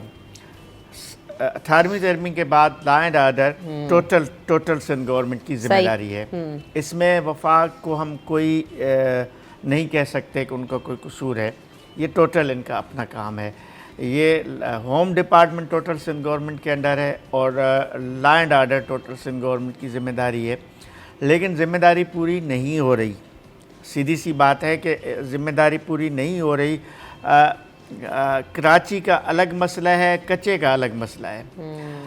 میں ابھی تھوڑی دیر قبل ایک صحافی کے قتل کی بات کر رہا تھا. ایک ہفتہ گزر گیا ہے، ابھی تک کچھ پتہ نہیں کہ قاتل کون ہے، اور ایک شہر میں اس کو مارا گیا. کیونکہ ایسے نہیں کچے میں مارا گیا، شہر میں مارا گیا ہے. تو یہ ابھی بلوانی صاحب کا ذکر کر رہے تھے، بہت ہی افسوسناک بات ہے. اس سے ابھی 2 روز ہی قبل ایک نوجوان، جو انجینئر نوجوان اتقا جو اس کا نام ہے، جس کو قتل کیا گیا. ہر آئے دن مطلب ہم یہی دیکھ رہے ہیں کہ آنے والے دن ہم کوئی نیا واقعہ سن رہے ہیں. تو یہ تو ان کی ناکامی ہے. اب رہی بات کہ اسلحے کے نمائش کی، میں اور اشرف بھائی ابھی کوئی 2 ہفتے پہلے ساتھ جا رہے تھے، تو ہمارے سامنے ایک گاڑی جا رہی تھی اور شلوار قمیص پہنے ہوئے اور ڈھاٹیں باندھے ہوئے لوگ پیچھے ویگو گاڑی میں، مطلب بڑی گاڑی میں بیٹھے ہوئے تھے. اب ہمیں معلوم نہیں کہ وہ ہیں کون. یہ سوال ہے کہ یہ جو اسلحہ اٹھائے لوگ دندناتے پھر رہے ہیں گاڑیوں میں، یہ ہیں کون بھائی؟ یہ تو کوئی سیکیورٹی گارڈ بھی نہیں ہے، کسی سیکیورٹی ایجنسی کے لوگ بھی نہیں ہیں، پولیس کے لوگ بھی نہیں ہیں. سیولین وردی پہنے ہوئے، نقاب لگائے ہوئے تو ڈاکو لگ رہے تھے. اس طرح تو کراچی شہر میں ہم 24 گھنٹے ڈاکوؤں کو گھومتے دیکھ رہے ہیں. میری نظر میں تو یہ ڈاکو ہیں جن کو سیولین کپڑے ہیں، ڈھاٹے نقاب لگی ہوئے، اسلحہ اٹھائے ہوئے ہیں، کھلے عام شہر میں، شارع فیصل پر. یہ تو ڈاکو شہر میں گھوم رہے ہیں. پتہ نہیں حکومت کہاں سوئی ہوئی ہے، ان کو کچھ نظر نہیں آ رہا. پھر میں وہی بات کہوں گا کہ یہ تو خالی اعلانات اور فیصلے ہو رہے ہوتے ہیں نا. بالکل صحیح بات. اچھا، اس میں ایک اہم ذمہ داری دی گئی ہے ہر تھانے کو، اور کہا گیا ہے کہ کوئی بھی شہری اگر کمپلین کرے گا تو تھانے کی ذمہ داری ہے جو اسلحہ اٹھا رہے ہیں. اب ہم یہ ذمہ داری پوری کریں گے. آپ دیکھیے گا آنے والے دنوں میں 15 کو کال کر کے بتائیں گے کہ بے فلان گاڑی جا رہی ہے، کوئی روکنے والا بھی نہیں. یہی ہے کہ ہم جب موبائل چھن جاتے ہیں، بائک چھن جاتی ہیں، آپ رپورٹ کرنے جاتے ہیں، تب بھی آپ کو جو ہے نا کتنے مسئلے مسائل کا سامنا کرنا پڑتا ہے کہ آپ کو کوئی کمپلین رجسٹر کرانی ہے. تو ہم نے دیکھیں کہ ایٹیٹیوڈس کہاں ہیں، تو وہ اس پہ خالی نمائش پہ آپ کو جو ہے نا وہ کر لیں گے. اس میں ایک اہم پوائنٹ ہے، یہ جو لوگ ہیں ان لوگوں کے ابھی آپ نے آج ہی کل ایک دوسرا واقعہ سنا ہے کہ ٹک ٹاکر کو گھاٹ نے گولی مار کے قتل کر دیا سرعام. یہ تو نفسیاتی مریض لگ رہے ہیں سارے یہ اسلحہ اٹھانے والے لوگ، مجھے تو نفسیاتی مریض لگ رہے ہیں. ان کا سب سے پہلے تو چیک اپ کروایا جائے کہ یہ لوگ ہیں کون بھائی، یہ ذہنی طور ان کی حالت بھی ٹھیک ہے یا مطلب عجیب اچھا صورت تھوڑے حال دن ہے پہلے شہر ہم میں. نے تھوڑے دن سے مراد مطلب کافی دن ہو گئے، لیکن ہم نے خبر یہ دیکھی تھی کہ جب یہی اسٹریٹ کرائم کی صورتحال بہت زیادہ ورس ہو رہی ہے اور ابھی بھی ہے، کوئی بہتر نہیں ہوئی ہے، تو خبر آئی تھی سیاسی جماعت کی طرف سے بھی اور ایم کیو ایم کے ہی طرف سے وہ اسٹیٹمنٹ بھی آیا تھا کہ جی اب لوگ جو ہے وہ اپنے لائسنسز لیں اور اپنے پاس اسلحہ رکھیں کیونکہ امن و امان کی صورتحال قابو نہیں ہو رہی اور ادارے ناکام نظر آ رہے ہیں. تو ایک طرف تو ہمیں یہ چیز نظر آ رہی ہے سندھ والوں کے لیے اور کراچی والوں کے لیے خاص طور پر کہ اپنے آپ کو خود پروٹیکٹ کرنے کی کوشش کریں، ایک طرف اسلحے کی نمائش پر پابندی اور ایک طرف وہ جو دندناتے پھر رہے ہیں کھلے عام اسلحے کی نمائش کر رہے ہیں اور ان کو کوئی روکنے والا اور پوچھنے والا بھی نہیں. ایسے میں جو ایک عام شہری ہے، جیسے آپ نے ابھی بزنس کمیونٹی سے بھی ذکر کیا کہ ظاہر سی بات ہے وہ کرمنل تو نہیں ہوگا، تو اس کو ضرورت بھی ہے پروٹیکشن کی، تو کیا کر سکتا ہے ایسا شخص؟ نہیں دیکھیں رمشا، آپ نے جیسے بتایا کہ ایم کیو ایم نے کہا تھا کہ سب کو اسلحہ لینے کے لائسنس ملے، یہ سب ملے، یہ پرانے دور میں لے کے جانا چاہ رہے ہیں. پہلے دور جو تھا اس میں کیا تھا کہ آپ نے جگہ جگہ بیریئر لگا کے گلیوں کو نو گو ایریا بنا دیا تھا. پھر جو ہے کل مصطفیٰ کمال صاحب نے کہا ہے کہ بھائی ہم جگہ جگہ جہاں اسٹریٹ کرائم بڑھ رہے ہیں تو ہم بیریئر لگائیں گے. ابھی سپریم کورٹ آف پاکستان نے ایک فیصلہ دیا تھا کراچی بدامنی کیس میں کہ یہ نو گو ایریا ختم کیے جائیں. نو گو ایریا کیا کہ آپ نے گلی میں بیریئر لگا دیے، اب وہ کہہ رہے ہیں کہ یہ گلی کسی کی نہیں ہے، سرکار کی ہے، جو روڈ پہ جو سروس لینے سرکار کی، آپ بند نہیں کر سکتے ہیں. اور یہ سپریم کورٹ کا آرڈر ہے، اور آپ اگر یہ سب نہیں کر سکتے ہیں تو آپ یہاں پہ کمیونٹی پولیسنگ کا بھی ایک ہے نظام، آپ اس کے اوپر چلے جائیں. آپ جائیں کہ لوگوں کے ساتھ مل جول کے آپ وہ کریں. آپ تو اچانک بس ایک بیان دیتے ہیں اور سائیڈ میں ہٹ جاتے ہیں. آپ کن لوگوں کے پاس گئے؟ اگر ہم سیاسی جماعتوں سے سوال اٹھائیں، اس شہر کا بچہ، اس شہر کا بھائی، اس شہر کا باپ قتل ہوا ہے، کس کے گھر پہ یہ لوگ گئے ہیں؟ مطلب یہ سی ایم کس کے گھر پہ گیا ہے؟ وزیر اعلیٰ سندھ کس کے گھر پہ گئے ہیں؟ اور یہ آ کے اگر بیان دے رہے ہیں افسوس ہوا، اس کو قتل کر دیا، اور یہ آپ گئے اس کے گھر پہ؟ آپ سوچیں کہ کیا ہوگا اس کے گھر پہ. ایک بچہ جو ایک بائک رائڈر تھا اس کو مارا، آپ کو یاد ہوگا جوہر پہ. میں آج تک جب بھی یاد کرتا ہوں نا جب میں مطلب خوف آ جاتا ہے. ظاہر ہے بالکل. پل پہ وہ بیچارہ لے کے جا رہا ہے، اس کو بائک کو روک کے اس کو دھس دھس دھس 3 فائر مارے. مطلب کون تھا وہ یار؟ آپ بائک، مجھے بھی نظر آ رہا ہے بائک رائڈر فوڈ پانڈا والا ہے، وہ جا رہا ہے، اس کے پاس کیا ہوگا؟ وہ دن رات بائک چلا چلا کے پیسے تھوڑے سے جمع، کتنے ہوں گے پیسے؟ صحیح بات. اس کو آپ نے فائر مار دیے اور یہاں پہ سی سی ٹی وی پہ آ گیا. کیا ہوا اس کا پوچھیں. یہاں کچھ نہیں ہوتا ہے. اور یہاں پہ اگر کرنا ہے نا، میں بتاؤں، میں آج سے 15 سال پرانا ہے انٹرویو وہ میں نے کیا تھا. شعیب شڈل صاحب، بڑا نام ہے ان کا، میں نے ان سے ایک سوال کیا کراچی تھا شعیب شڈل. ایک سوال کیا تھا، میں نے کہا جی کیا کراچی میں امن و امان کی صورتحال بہتر نہیں ہوئی؟ انہوں نے ایک سمپل جواب دیا تھا کہہ رہے ہیں وہ، کیونکہ وہ پی ایچ ڈی کرمنالوجی بھی ہیں اور وہ آنکھوں میں آنکھ ڈال کے بات کرتے ہیں. انہوں نے ایک کہا تھا کہ سب کے پاس ساری لسٹیں ہیں کرمنلز کی، سب پتہ ہے تمام اداروں کو. کہنے 100 کرمنل کو اسٹریٹ روڈ پہ آپ شوٹ ایٹ سائٹ کریں، 101 وہاں اگر پسٹل اٹھا لے تو میرا نام بدل دینا. صحیح کہہ رہے ہیں. مگر آپ اس کے لیے پاور دیں، پولیس کے پاس اتنی اختیارات دینے چاہیے کہ وہاں پہ وہ کارروائی. سب پولیٹیکل انفلوئنس جس دن پولیس میں سے ختم ہو جائے گی نا، اس دن یہ سارے معاملات ٹھیک ہو جائیں گے. پولیس کے پاس پاور ہے لیکن ہوتا کیا، ان سے بڑی پاور والا ایک فون گھماتا ہے اور سارے معاملات ٹھنڈے ہو جاتے ہیں. ہمارے یہاں یہ سسٹم کو ختم کرنا پڑے گا، اس کو ڈسکریج کرنا پڑے گا، تب بھی امن و امان کی صورتحال بہت بہتر ہو سکتی ہے. ایسا نہیں ہے کہ پولیس والے کام نہیں کرنا چاہتے یا ہمارے جو ہے نا وہ ان میں آنیسٹی نہیں ہے یا ان کے پاس پاور نہیں ہے. سب چیزیں موجود ہیں لیکن پیچھے سے سسٹم کو چلنے نہیں دیا جاتا. یہاں پر بھی مسئلے مسائل ہیں. وقفے کے بعد حاضر ہو گئے.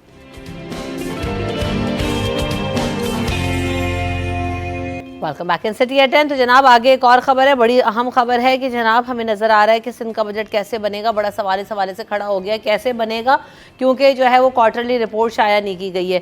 کیوں شائع نہیں کی گئی اشرف بھائی، یہ تو آپ ہی بتا سکیں گے. دیکھیں رمشا، اس کو سمجھنا ہوگا کہ ابھی یہ جو سندھ گورنمنٹ الیکٹ ہو کر آئی ہے تو اس سے پہلے نگراں سیٹ اپ تھا.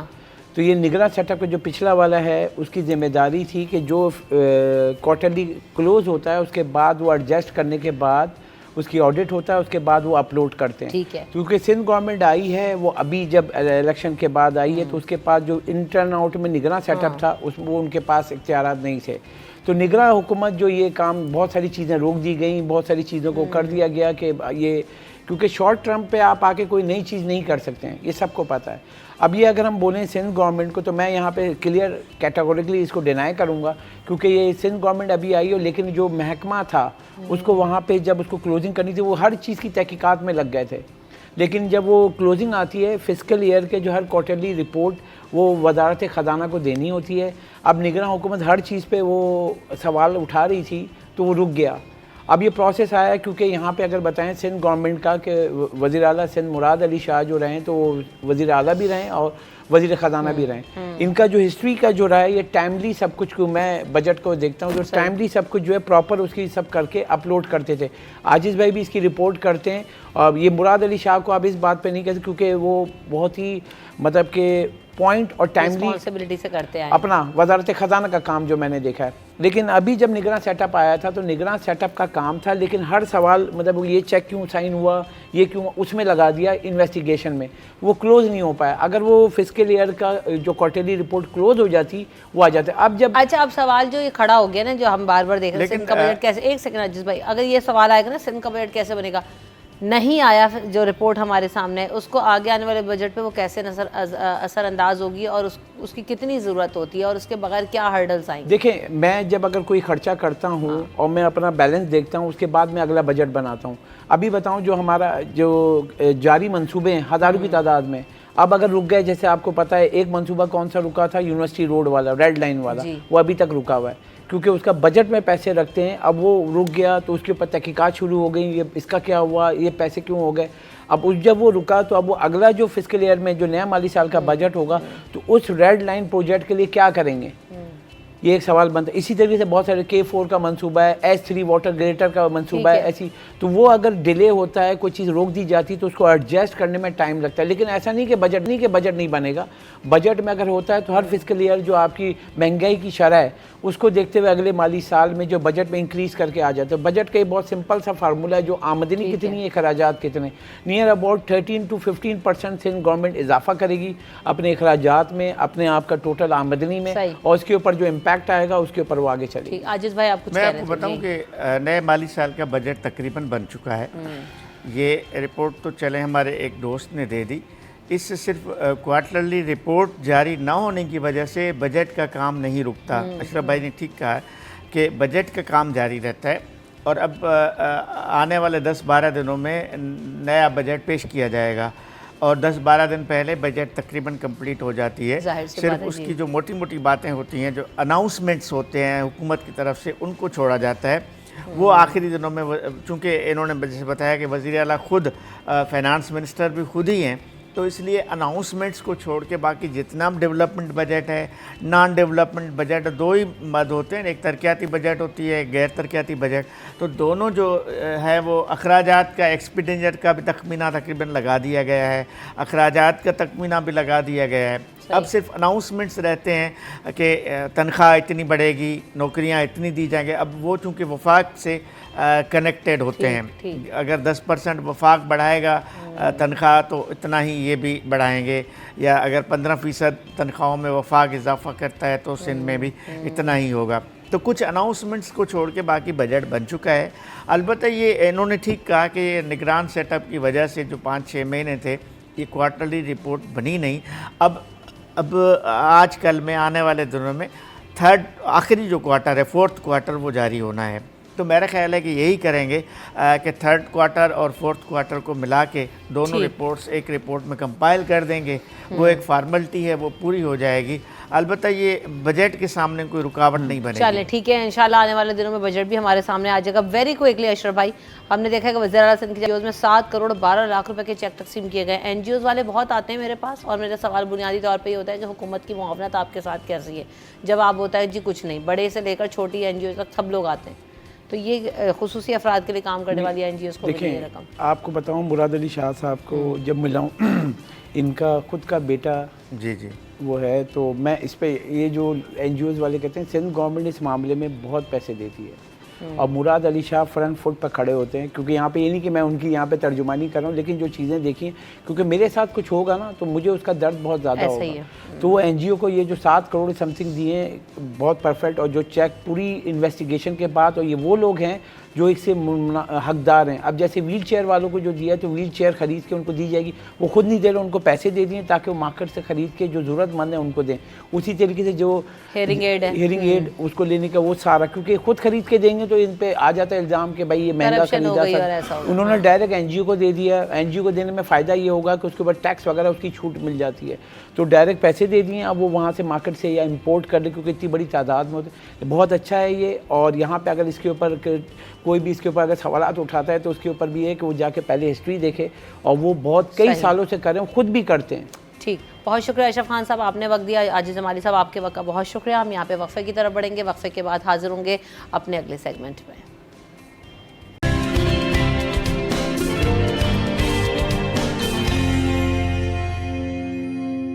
Welcome back in city eight 10। इससे पहले कि हम शो में अपने अगले सेगमेंट की तरफ बढ़ें, आप सर्विस की बात करेंगे कि सर्विस टायर्स जो है वो पाकिस्तान का जो है सबसे ज़्यादा बिकने वाला टायर ब्रांड बन चुका है, जो कि इस वक्त 40 से ज़ायद ममालिक में एक्सपोर्ट भी हो रहा है।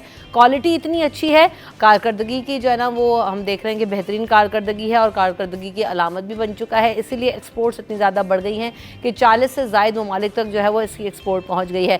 सर्विस टायर ने हमने देखा है कि नई कैंपेन भी शुरू की है, जो कि अपनी आला क्वालिटी और आलमी पसंदीदगी को जो है वो हाईलाइट करती है। इस साल सर्विस टायर्स ने अपनी मेगा कैंपेन में जो टर्किश स्टार हैं, जिनको हमने एक ड्रामे में देखा और तुर्गुत के नाम से भी मशहूर हैं, बुराक उनका नाम है, टर्किश स्टार को जो है एज अ ब्रांड एम्बेसडर मुतारिफ़ करवाया और ख़ासे मकबूल हैं वो पाकिस्तानी जो है वो लोगों के अंदर, उनको खासा पसंद भी किया जाता है। तो ये कैंपेन जो है वो आला प्रोडक्शन और ड्रामाई अक्कासी की भी जो है ना वो शानदार उसका शाहकार है और उसमें बहुत अच्छे तरीके से उसको पिक्चराइज भी किया गया है। कैंपेन में जो आलमी कंज्यूमर्स हैं उनको ये पैगाम दिया गया है कि जो सर्विस टायर्स है वो किसी से भी कम नहीं है, हर राह पर महफूज हैं, पूरा एतमाद सफ़र की ज़मानत है। तो सर्विस टायर्स पर तो सभी का एतमाद है, सब जो है वो पुराना ये पाकिस्तान का ब्रांड है जो कि अब दुनिया के कई ममालिक तक पहुँच गया है और जिसके लिए हमने देखा है कि कैंपेन भी बड़ी एग्रेसिवली स्टार्ट की गई और बहुत अच्छी है। तो हम आगे बढ़ते हैं अपने अगले सेगमेंट की तरफ और अब हम बात करेंगे कि इस वक्त हम देख रहे हैं, अब से कुछ देर पहले हम बात कर रहे थे ना कि सर्विस को कैसे बेहतर बनाया जा सकता है, शहर के हालात पे भी हमने बात की, एनजीओज़ का भी जिक्र हुआ। उसी में से एक अल खिदमत फाउंडेशन भी है जो कि काफ़ी अरसे से अपना जो है वो काम कर रही है और मुख्तलिफ सेक्टर्स में काम कर रही है अल खिदमत फाउंडेशन। तो आज हम उनके जो नुमाइंदे हैं उनको वेलकम करेंगे शो में और इस हवाले से बात करेंगे कि हम ये देख रहे हैं कि बहुत सारी चीज़ें ऐसी हैं जो हमारी सोसाइटी में जहाँ लैग करती हैं वहाँ एनजीओज़ ने और इन इदारों ने वहाँ पर सहारा दिया हुआ है सोसाइटी को। तो आइए वेलकम करते हैं काजी सैयद सदरुद्दीन साहब हमारे साथ मौजूद हैं, जो कि डायरेक्टर कम्युनिटी सर्विसेज हैं अल खिदमत Karachi. Welcome to the show काजी साहब, कैसे हैं आप? अस्सलाम वालेकुम। काजी साहब, अब से कुछ देर पहले भी हम यही बात कर रहे थे ना कि अभी एनजीओज़ के लिए फ़ंड मख्तस करने की बात की, तो वज़ीर आला साहब ने 7 करोड़ रुपए अभी जो है ना अलॉट किए हैं, जो कि खुसूसी अफराद और उनकी जो एनजीओज़ उस हवाले से काम कर रही हैं उनको सर्व किया जाएगा। अल खिदमत की भी जब हम बात करते हैं तो यकीनन मुख्तलिफ सेक्टर्स में मैंने देखा है कि काम हो रहा है, अस्पताल बनाए गए हैं जो है और राशन ड्राइव्स हम देखते हैं, कुर्बानी भी होती है। इस साल जो है वो किस तरह से एक्टिविटी को लेकर चल रहे हैं और ये इदारा ये किस तरह से काम कर रहा है, बताइए। जी बिस्मिल्लाहिर्रहमानिर्रहीम। अच्छा देखिए, सबसे पहले तो हमें ये बात समझनी चाहिए कि कोई भी एनजीओ वो स्टेट का मुतबादिल नहीं हो सकती। जो हुकूमत होती है उसका मुतबादिल कोई भी रफ़ाही फलाही इदारा नहीं हो सकता। हुकूमत के अपने करने के काम होते हैं और रफ़ाही फलाही इदारे के करने के काम कुछ और होते हैं। लेकिन चूँकि हम ये देखते हैं कि जब हुकूमतों का काम उस तरीके से नहीं हो रहा होता है, स्टेट अपनी ज़िम्मेदारी अदा नहीं कर रही होती है, तो फिर एनजीओज़ आगे बढ़ती हैं। अच्छा, ये ट्रस्ट डेफिसिट है जो कि पब्लिक का ट्रस्ट स्टेट से कम हो जाता है तो वो एनजीओज़ की तरफ बढ़ जाता है। तो बेसिकली ये सारा काम तो पब्लिक के ट्रस्ट पे हो रहा है, जो कि लोग अल खिदमत पर ट्रस्ट करते हैं और अल खिदमत फिर इन कामों को लेकर आगे बढ़ती है। जब भी सोसाइटी में कोई ऐसी प्रॉब्लम आती है, मसलन फ्लड आ गया, अर्थक्वेक आ गया या हीट वेव आ गई या कोरोना का मसला हो गया, तो फिर एनजीओज़ और अल खिदमत अपना अपना काम करना शुरू कर देती हैं। तो इसमें से सबसे अहम बात जो अब ज़ाहिर है ईद उल अज़हा क़रीब है, आपने उसके हवाले से फरमाया, तो इसमें भी अल खिदमत पूरे पाकिस्तान में नहीं बल्कि पाकिस्तान से बाहर भी अपना रोल अदा कर रही होती है। और ज़ाहिर है बहुत सारे मुस्तहिकीन होते हैं जो ये समझते हैं कि इस ईद उल अज़हा के मौके पर जब इतनी बड़ी तादाद में पाकिस्तान में और ख़ास तौर पर कराची में कुर्बानी हो रही होती है, तो अपने हिस्से का भी उनको कुछ गोश्त मैसर आ सके, क्योंकि अब तो हर चीज़ कीमत ख़रीद जो है वो लोगों की पहुंच से दूर हो चुकी है।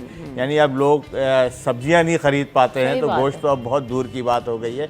तो अल्हम्दुलिल्लाह हमारी चैरिटी में, हमारे पाकिस्तान में चैरिटी का एक बहुत बड़ा रुझान है और लोग बढ़ चढ़ कर चैरिटी में हिस्सा लेते हैं। اسی لیے یہ قاضی صاحب کتنے خاندان ہیں جو تمام جو ہے نا چیزوں سے فیسلٹیز حاصل کر سکتے ہیں اور ان کو اس کا فائدہ بھی ہوتا ہے؟ کوئی فگرز ہیں آپ لوگوں کے پاس؟ صرف کراچی تک محدود ہے یا کراچی سے باہر بھی جو ہے کر رہے ہیں؟ دیکھیے الخدمت تو پورے پاکستان میں اس کا یہ نیٹ ورک ہے اور عید الاضحیٰ کے موقع پر وہ قربانی کا انتظام کرتی ہے۔ اگر ہم صرف کراچی کی بات کریں تو کراچی جو ہے 3.5 کروڑ کی آبادی کا شہر ہے، اور اگر آپ اس کی سراؤنڈنگ میں دیکھیں تو پورے جو ہے انڈر پریولیج کلاس کے لوگ رہ رہے ہوتے ہیں جن تک یہ سہولتیں میسر نہیں ہوتی ہیں۔ تو کراچی میں ہمارے پاس ہم نے جو اپنے سلاٹر ہاؤس کہہ لیں یا اجتماعی قربانی کے مراکز کہہ لیں تو تقریباً 200-225 کے قریب ہمارے پاس اجتماعی قربانی کے مراکز ہیں جو محلوں میں، علاقوں میں، ٹاؤنز کی سطح پر ہم نے وہ بنائے ہوئے ہیں جہاں لوگ اپنے اجتماعی قربانی اور قربانی فی سبیل اللہ میں حصہ لیتے ہیں۔ اس کا مقصد یہ ہوتا ہے کہ وہ جانور قربانی فی سبیل اللہ کے جس کا گوشت ہماری ذمہ داری ہو جاتی ہے کہ ہم ان مستحقین تک پہنچائیں۔ تو اچھا، انتظامات کے حوالے سے میں ضرور پوچھنا چاہوں گی کہ ہم نے ماضی میں یہ بھی دیکھا ہے کہ جب اجتماعی قربانی کا سلسلہ ہوتا ہے اور اس میں سیاسی جماعتوں کے انوالومنٹ یا ہم این جی اوز بھی کہہ لیں تو جی سڑک پر تمبو لگایا اور وہ سڑک پوری جو ہے نا وہ بند کر دیتے ہیں، وہ 2-3 دن تک وہاں پر آپ کو گزرنے کی بھی جو ہے نا آپ کے پاس مشکل ہو جاتی ہے۔ تو آپ نے کہا 200 کے قریب یہ مراکز بنائے گئے ہیں، کہاں بنائے گئے ہیں؟ کہیں ہم خدمت کے ٹینٹ سڑکوں پر لگے ہوئے تو میں نہیں دیکھوں گی، یا کس طرح سے جو ہے نا ان کو مینیج کیا گیا؟ اچھا دیکھیں، ظاہر ہے اسٹیٹ اس میں اس کی ذمہ داری ہے کہ فیسیلیٹیٹ کرے۔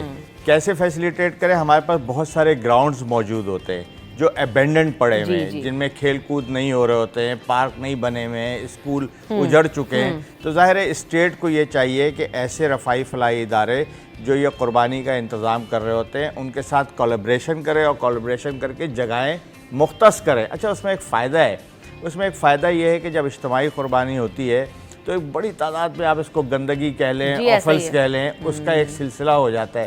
لیکن اگر کسی ایک جگہ میں، مثلا میں نارتھ حیدر آباد میں رہتا ہوں، نارتھ حیدر آباد میں جس بلاک میں رہتا ہوں وہاں پہ الخدمت نے 4 اجتماعی قربانی کے مراکز بنائے ہوئے ہوتے ہیں، تو وہ مخصوص جگہیں ہیں، وہاں سے پھر دیکھیں آفلس کو اور گندگی کو اٹھانا آسان ہو جاتا ہے۔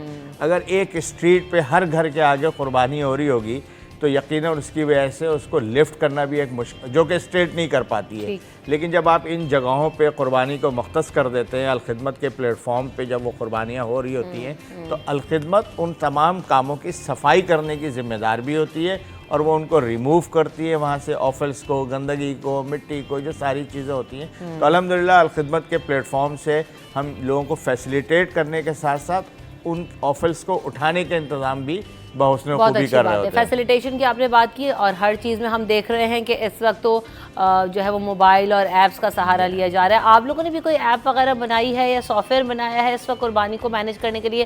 اس کا کیا فائدہ ہے، کیا فیچرز ہیں؟ دیکھیے ظاہر ہے اس کا فائدہ یہ ہے کہ فرض کیجئے اگر میں گلشن اقبال میں رہتا ہوں یا گلستان جوہر میں رہتا ہوں تو گلستان جوہر کے علاقے کے لوگوں نے اپنی ایک ایپ بنائی ہوئی ہوگی اور لوگ آن لائن وہاں پیمنٹس جمع کرا سکتے ہیں قربانی کی، اور پھر ان کو لوکیشن بتا دی جاتی ہے، اور ساتھ ساتھ اس ایپ کے ذریعے یہ بھی ان کو پتہ ہوتا ہے کہ ان کی قربانی کا گوشت جو ہے وہ کتنے بجے میسر آئے گا، فرسٹ ڈے ہوگا، سیکنڈ ڈے ہوگا، تھرڈ ڈے ہوگا۔ تو اس ایپ کے ذریعے وہ تمام چیزیں ان تک پہنچ جاتی ہیں، ان کو پتہ ہوتی ہے، پھر آنے سے پہلے ان کو کہا جاتا ہے کہ کال بھی کر لیں۔ تو الحمدللہ وہ ساری چیزیں بہت آسانی سے الخدمت مینیج کر لیتی ہے اور لوگوں کو فیسیلیٹیٹ کرتی ہے۔ ایک بہت بڑی جو سنت ابراہیمی ہے اس میں لوگوں کو شامل کرنے کے لیے وہ سارے کام کرتے ہیں۔ بالکل ایسا ہے، ہائیجین مینٹین کرنا ایک بڑا ٹاسک ہے، کیونکہ ہمیں یہ نظر آتا ہے کہ جی گوشت تو آ جاتا ہے لیکن جس طرح سے آتا ہے قربانی کا گوشت وہ ہم سب بھی دیکھتے ہیں لیٹ ہو جائے تو خراب ہونے کا خدشہ بھی ہوتا ہے۔ تو ہائیجین کیسے مینٹین کرتے ہیں؟ دیکھیے اس میں آپ کی بہت اچھی بات یہ ہے کہ ظاہر ہے اگر وہ رحمت ہے تو کہیں زحمت نہ بن جائے، یعنی وہ گوشت جو ہے اس قابل رہے کہ لوگوں تک صحیح حالت میں پہنچے اور لوگ اس کو استعمال کر سکیں۔ الخدمت نے کراچی میں ایک بہت ہی professional state of the art slaughter house کا انتظام ہے اس کے پاس، یعنی ایسے لوگ جن کو شیئر چاہیے ہوتا ہے، حصہ چاہیے ہوتا ہے، تو ہم سلاٹر ہاؤس میں اگر آگے چل کر آپ بیرون ملک کے حوالے سے ہم سے بات کریں کہ ہم نے وہاں کے لیے مثلا فلسطین کے لیے ہم نے کیا کیا ہے یا کیا کر رہے ہیں ہم، تو سلاٹر ہاؤس کا ہم نے انتظام کیا ہوا ہے، وہاں کولڈ اسٹوریج ہے، وہاں جانوروں کے باقاعدہ یعنی میڈیکل کے حوالے سے ہم جانوروں کو یہ تک دیکھتے ہیں کہ وہ صحت مند ہیں کہ نہیں ہیں، ویکسینیٹڈ ہیں کہ نہیں ہیں۔ تو الحمدللہ الخدمت نے ایک بہت بڑے state of the art slaughter house کا بھی انتظام کیا ہوا ہے جس میں صفائی ستھرائی اور صاف ستھرا گوشت لوگوں کو گھروں تک پہنچانے کا انتظام موجود ہے۔ آپ نے غزہ کا ذکر کیا اور آپ نے کہا کہ نہ صرف پاکستان بلکہ پاکستان سے باہر بھی جو ہے نا یہ گوشت پہنچایا جاتا ہے مستحق افراد تک۔ اس وقت یقیناً بہت زیادہ جو ہے وہ مشکل ترین صورتحال سے غزہ کے لوگ گزر رہے ہیں، اور الخدمت پہلے بھی اس حوالے سے جو ہے وہ امداد پہنچاتا رہا ہے۔ تو یہ عید الاضحیٰ پر کس طرح سے گوشت پہنچایا جائے گا؟ یہ ایک بڑا کام ہوگا، اس کو پریزرو کرنا، لے جانا کیسے ہوتا ہے سارا کچھ؟ اچھا الحمدللہ دیکھیے الخدمت نے ظاہر ہے سب کو پتہ ہے کہ الخدمت فاؤنڈیشن جو ہے وہ غزہ میں پہنچی ہوئی ہے اور وہ کام کر رہی ہے، ایجپٹ کے ذریعے کر رہی ہے، جارڈن کے ذریعے کر رہی ہے، اور ایون جو فلسطین کے اندر این جی اوز تھیں، ٹرکش این جی او، اس کے ساتھ کولیبریشن کیا، اور اس نے 7 تاریخ کو جب یہ واقعہ ہوا تو 9 تاریخ سے ہم وہاں موجود تھے۔ ہمارے پریزیڈنٹ الخدمت فاؤنڈیشن کے ڈاکٹر حفیظ صاحب ملٹیپل انہوں نے وہاں وزٹ کیے ہیں ایجپٹ میں، جارڈن میں، کہ کس طریقے سے ہم سامان کو ٹرانسپورٹ کر سکیں وہاں پہ۔ اچھا لیکن چونکہ عید الاضحیٰ کی بات آئی ہے تو ہم نے اس دفعہ عید الاضحیٰ کے حوالے سے کراچی میں ایک بہت بڑے سلاٹر ہاؤس میں اس کا انتظام کیا ہے کہ قربانی، وہاں جانور بہت مہنگے ہیں، ایون ایجپٹ میں بھی اور فلسطین میں بھی، تو وہاں بھی ہم قربانی کر رہے ہیں۔ ایجپٹ میں بھی ہم نے پورا انتظام کیا ہوا ہے، ویئر ہاؤس لیا ہوا ہے الخدمت فاؤنڈیشن نے، لیکن کراچی میں ہم نے اس دفعہ اپنے ان بھائیوں اور بہنوں کے لیے جو اس وقت بہت برے حال میں ہیں وہاں پہ اور ان کے پاس پکانے کا بھی کوئی انتظام نہیں ہے، تو الخدمت نے یہ انتظام کیا ہے کہ ان سلاٹر ہاؤس میں قربانی کریں گے، ہم وہیں جانور ذبح کریں گے، وہیں اس گوشت کو بون لیس بنایا جاتا ہے، پھر اس کو ہم پریزرو کریں گے، کولڈ اسٹوریج میں رکھیں گے، پھر اس کو ہم پکائیں گے، ریڈی ٹو ایٹ میں کنورٹ کریں گے، اور پھر اس کو ہم 800 گرام کے پیک میں اس کو ٹن پیک کریں گے جس کی ویلیڈیٹی ایکسپائری 2 سال کی ہوگی۔ ان سارے گوشت کو پھر انشاءاللہ تعالی ہم وہاں پکے پکائے کھانے کو، یعنی ریڈی ٹو ایٹ ہوگا، صرف اگر گرم کیا اور کھا لیا تو انشاءاللہ تعالی وہ ہر مہینے ہمارا ایک ویسل جاتا ہے، جہاز، پانی کے جہاز کے ذریعے ہم بھیجتے ہیں، اور اس عید الاضحیٰ پہ ہم نے ایک بہت بڑے پیمانے پہ سلاٹر ہاؤس کے ذریعے یہ پورا ارینجمنٹ کر لیا ہے۔ لوگ ہمارے پاس شیئر اپنا بک کروا رہے ہیں، کاؤ بک کروا رہے ہیں، پھر ہم ان کو وہ وہاں پہ ذبح کر کے بہت ہی اچھے طریقے سے، یعنی ہائیجین طریقے سے اس کو پیکنگ کر کے، اس کو پریزرو کر کے، کولڈ اسٹوریج میں رکھ کے، پھر پکا کے، اور بہت بڑی فوڈ کمپنی ہم نے ہائر کی ہوئی ہے جہاں وہ پیک ہوگا، جس کو ہم روٹیٹ کا فنکشن کہلاتا ہے، اس کو ہم وہ کر کے پروسیس کر کے 2 سال کی ہم ویلیڈیٹی کے ساتھ انشاءاللہ وہاں بھیجیں گے۔ بالکل ایسے، اس کے لیے ایک بڑی ڈونیشن کی ضرورت ہے اور آپ کو ظاہر سی بات ہے ڈونرز چاہیے، تو کس طرح سے اتنا بڑا فنڈ کلیکٹ کر رہا ہے الخدمت فاؤنڈیشن اور کون ہیں آپ کے ڈونرز؟ اچھا دیکھیں، یہ جو بات میں نے شروع میں کہی کہ الحمدللہ الخدمت پہ ایک ٹرسٹ لیول جو ہے لوگوں کا بہت زیادہ ہے، اور اس کی وجہ یہ ہے کہ الخدمت نے پرفارم کیا ہے۔ یعنی آپ جب کرونا دیکھیں، پچھلے سالوں میں جب کرونا آیا تو وہ الخدمت فاؤنڈیشن تھی جو لوگوں کے گھروں پہ آکسیجن سلنڈر پہنچانے کا انتظام کر رہی تھی۔ اسی طرح جب فلڈ آیا سندھ میں اور دیگر علاقوں میں پنجاب کے، تو الخدمت تھی جن کو ریسکیو کر رہی تھی، ان کو شیلٹر دے رہی تھی ان کو، بلکہ اس دفعہ تو ہم نے جو صدرن پنجاب تھا وہاں پہ ہم نے جنوبی پنجاب کے علاقے میں جن کی فصلیں تباہ ہو گئی تھیں ان کو ہم نے یوریا فراہم کیا، ان کو ہم نے بیج فراہم کی، جن کے مال مویشی برباد ہو گئے تھے، تباہ ہو گئے تھے، الخدمت فاؤنڈیشن نے ان کو جانور فراہم کیے۔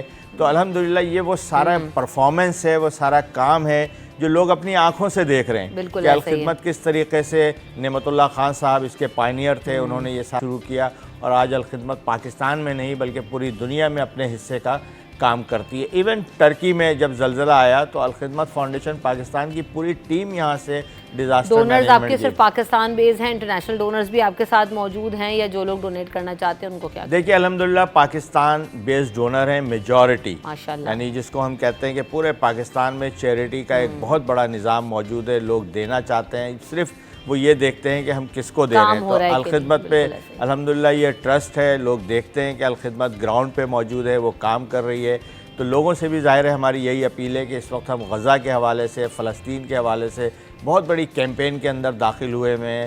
ہم ہر مہینے یہاں سے 20-25 کنٹینرز جو ہے ویسل یہاں سے روانہ کرتے ہیں، تو اس عید الاضحیٰ پہ بھی ہم نے انتظام کیا ہے، تو ہم اپنے डोनर से ज़ाहिर यही कहेंगे कि क़ुरबानी में अपने उन भाइयों को ज़रूर याद रखें जो फ़लस्तीन में इस वक्त बेयारो मददगार बिल्कुल ऐसे है। हमें एक सवालिया निशान नज़र आता है ना कि हम पर्सनल कैपेसिटी में रहते हो, मैं क्या कर सकती हूँ जी, मैं जहाद पर नहीं जा सकती। लोग कहते हैं ना हम अपने घर बार अपने फैमिलीज़ को छोड़ के जी, नौकरियाँ छोड़ के नहीं जा सकते, मजबूरियाँ हैं और जो है वो उनको पीछे से देखने वाला भी कोई नहीं है। लेकिन हम ये भी देखते हैं कि जहाँ पर आप अपनी ज़ात से जो कुछ कर सकते हैं वो करने की कोशिश कीजिए, चाहे छोटा हो चाहे बड़ा हो। अपना कंट्रीब्यूशन अगर आप गज़ा के लोगों के लिए करना चाहते हैं या आप यहाँ पर जो मुस्तहिक लोग मौजूद हैं उनको आप अपनी जो इमदाद है वो पहुँचाना चाहते हैं, तो हमारे पास ज़रिए मौजूद हैं, हम कर सकते हैं। बहुत शुक्रिया। अल खिदमत फाउंडेशन एक अच्छा काम कर रही है काजी साहब, और हम तो चाहते हैं कि इस तरह के काम हो, इससे पाकिस्तान का इमेज एक बहुत सॉफ्ट भी बिल्ड होता है और दुनिया भर में एक अच्छा मैसेज भी जाता है कि हम एक ऐसा मुल्क हैं कि और एक ज़िंदा कौम है, ज़िंदा मुआशरा है जो कि अपनी मदद भी करना चाहता है और दूसरों की मदद भी करना चाहता है। बड़े महदूद वसाइल के साथ रहते हुए भी हम सब एक अच्छा काम कर रहे हैं। आपने वक्त दिया, आपका बहुत शुक्रिया। वक्फे की तरफ बढ़ेंगे, वक्फे के बाद हाजिर होंगे अपने अगले सेगमेंट में।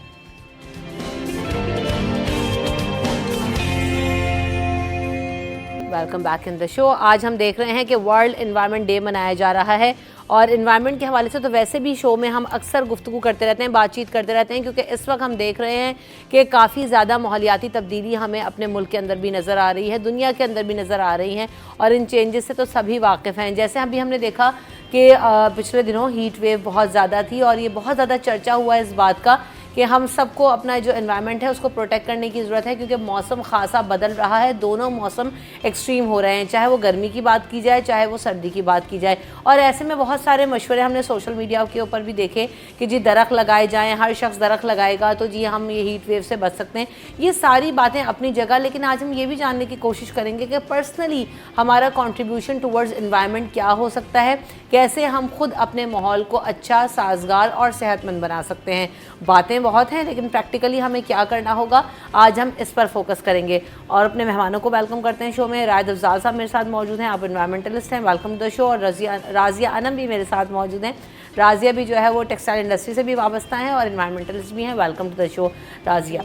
रायद अफजाल साहब, हम यकीनन जैसे भी मैंने कहा बहुत बात होती है, लेकिन अमलन क्या करना है हमें, ये आज के दिन हमें समझने की ज़रूरत है। और मेरे ख्याल से ना सिर्फ समझ सबको आ गई है लेकिन कर कोई ना। सोशल मीडिया पे जो पोस्टें लगा रहे हैं ना, उन्होंने भी एक पौधा नहीं लगाया है, तो करना क्या है जी? देखिए 5 चीज़ें करनी है। पहली तो ये है कि पोस्टें लगानी बंद कर दें। ये हमारी पूरी पाकिस्तान नहीं लगाएं, मैं कहती हूँ करके कुछ नहीं, लगाएं अब ना। ना लगाएं, बस कर दें, बस बहुत हो गया। देखिए मैं जब लोगों से बीइंग अ साइकोलॉजिस्ट बात कर रहा हूँ ना, तो हर आदमी को वो इंग्लिश में कहते हैं चिप ऑन द शोल्डर। हाँ। ये भरम के साथ फिर रहा है कि मैंने तो बड़ी पोस्टें लगाई, अब सब लोग करेंगे। सबसे पहले तो पोस्टर लगाना बंद कर दें। उसके बाद 4 मेरे पास टिप्स हैं। हाँ। और वो मेरे पास है सारी।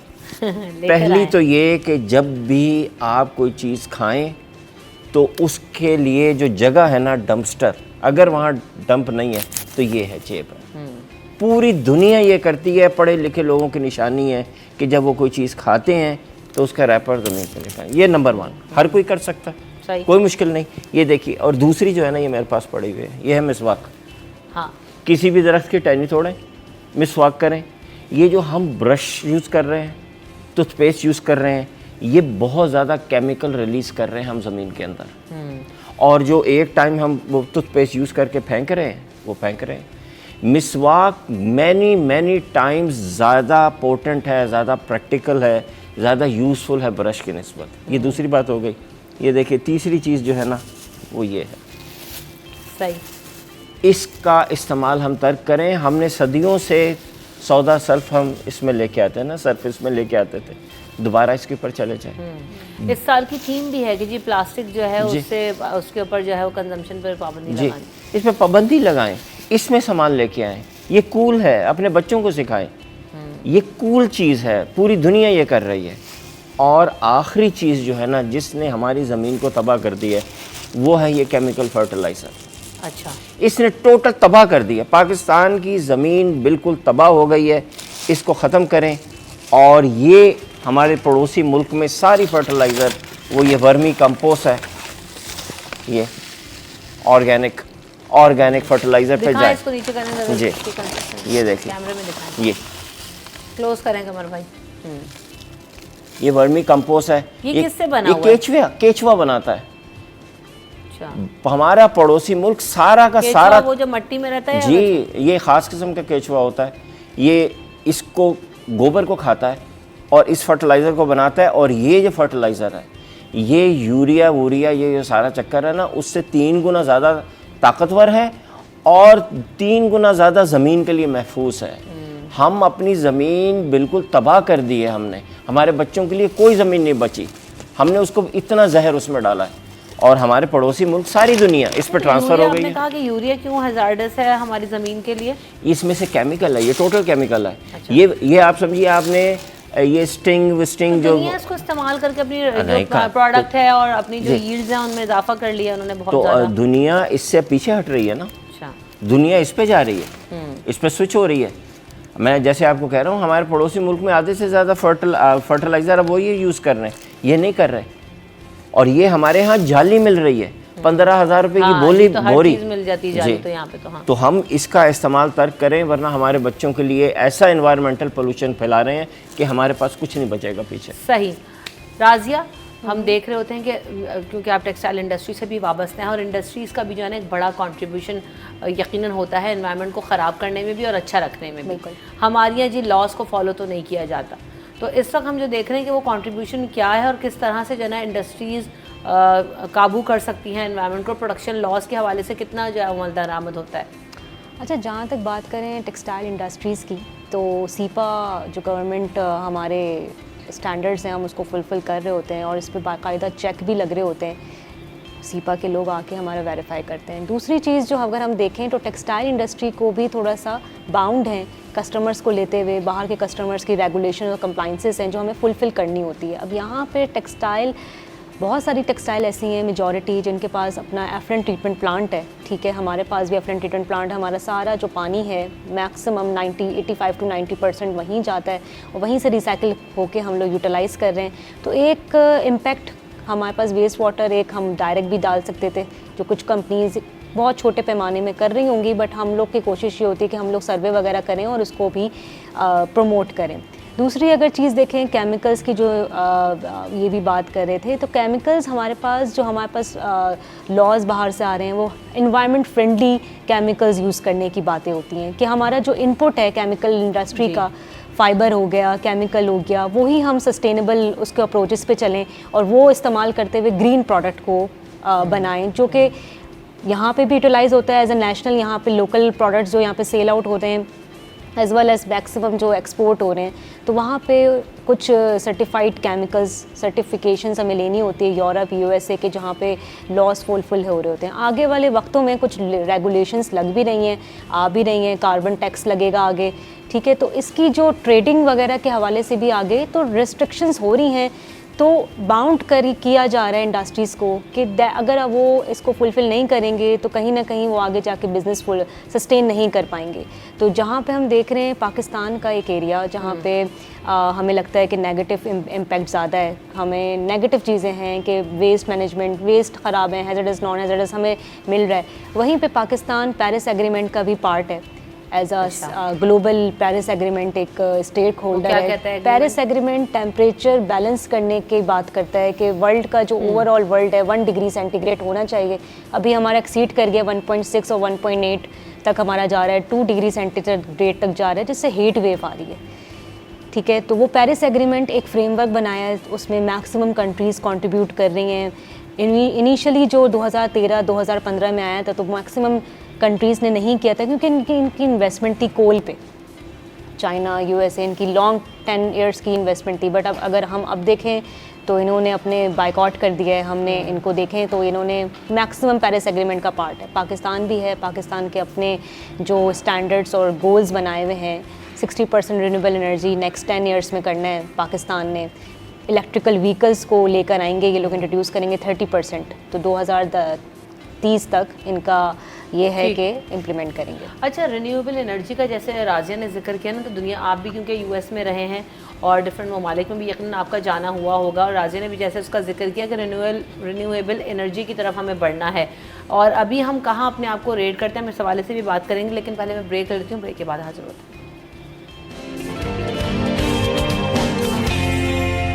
Welcome back in city eight 10। बात हो रही थी जाने से पहले रिन्यूएबल एनर्जी के ऊपर काम करना है। जैसे अभी राजिया ने भी जिक्र किया कि जी इलेक्ट्रिक बाइक्स की तरफ बढ़ रहे हैं, इलेक्ट्रिक व्हीकल्स का जो है ना वो रुझान बहुत ज़्यादा बढ़ रहा है। दूसरी तरफ ये अब से कुछ दिन पहले शायद कल या परसों ही था, हमारे पास साइकिलिंग डे पे हमने बात की थी। तो हमने क्या करना है, जो हमारी फ्यूल कंजम्पशंस हैं उनको रोकना है। जैसे अभी कोल का जिक्र हुआ, वहाँ हम जो है ना वो उसमें कमी ला सकते हैं। तो राय साहब, अभी हम उन मेजर्स में बहुत दूर हैं और बहुत पीछे हैं। तो हमें, और दुनिया पहुंच गई है, हमने अपना लाइफस्टाइल तब्दील नहीं किया, तो हम एनवायरनमेंट में कंट्रीब्यूट कैसे करेंगे? पैदल चलना हम नहीं चाहते, साइकिल चलाना हम नहीं चाहते, हम पब्लिक ट्रांसपोर्ट हमारे यहाँ खैर है भी नहीं जो इस्तेमाल करें उतनी ज़्यादा मकदार में। तो दुनिया को जब हम देखते हैं और ख़ुद को देखते हैं तो हमें क्या करने की ज़रूरत है? देखिए, सबसे पहली बात जो है ना, ये हमारे यहाँ लेग्स का इस्तेमाल, किसका? हाँ, लेग्स का, हाँ, टांगों का इस्तेमाल दुनिया में लोएस्ट है। असल में वजह पता क्या है, हमें गरीब खींचने में माहिर है, हाँ उसमें माहिर है, एक्सपर्ट। हमारा मसला ये है कि हमने वॉकिंग को ना गरीब आदमी से एसोसिएट किया हुआ। हम ये समझते हैं कि गरीब चलता वो है जिसके पास सवारी नहीं है, या साइकिल वो चलाएगा जिसके पास बाइक नहीं है या गाड़ी नहीं है। एग्जैक्टली। तो ये एक माइंडसेट है, और उसका सबसे बड़ा नुकसान पता किसको हो रहा है? हमारे बच्चों को। बिल्कुल। आगे का ये जो दौर है, टेक्नोलॉजी का दौर है, इसमें उस फर्द की ज़रूरत होगी जो खुद फिट होगा। बाकी सारे काम टेक्नोलॉजी कर रही होगी। हम बिठा बिठा के उनको रट्टे लगवा रहे हैं, वो सारा करेगी काम एआई, जो हम बच्चों से अभी करवा रहे हैं। और जो फिटनेस उनको चाहिए वो हमने चलना था, वो हमने उनको चलना जारी कर दिया।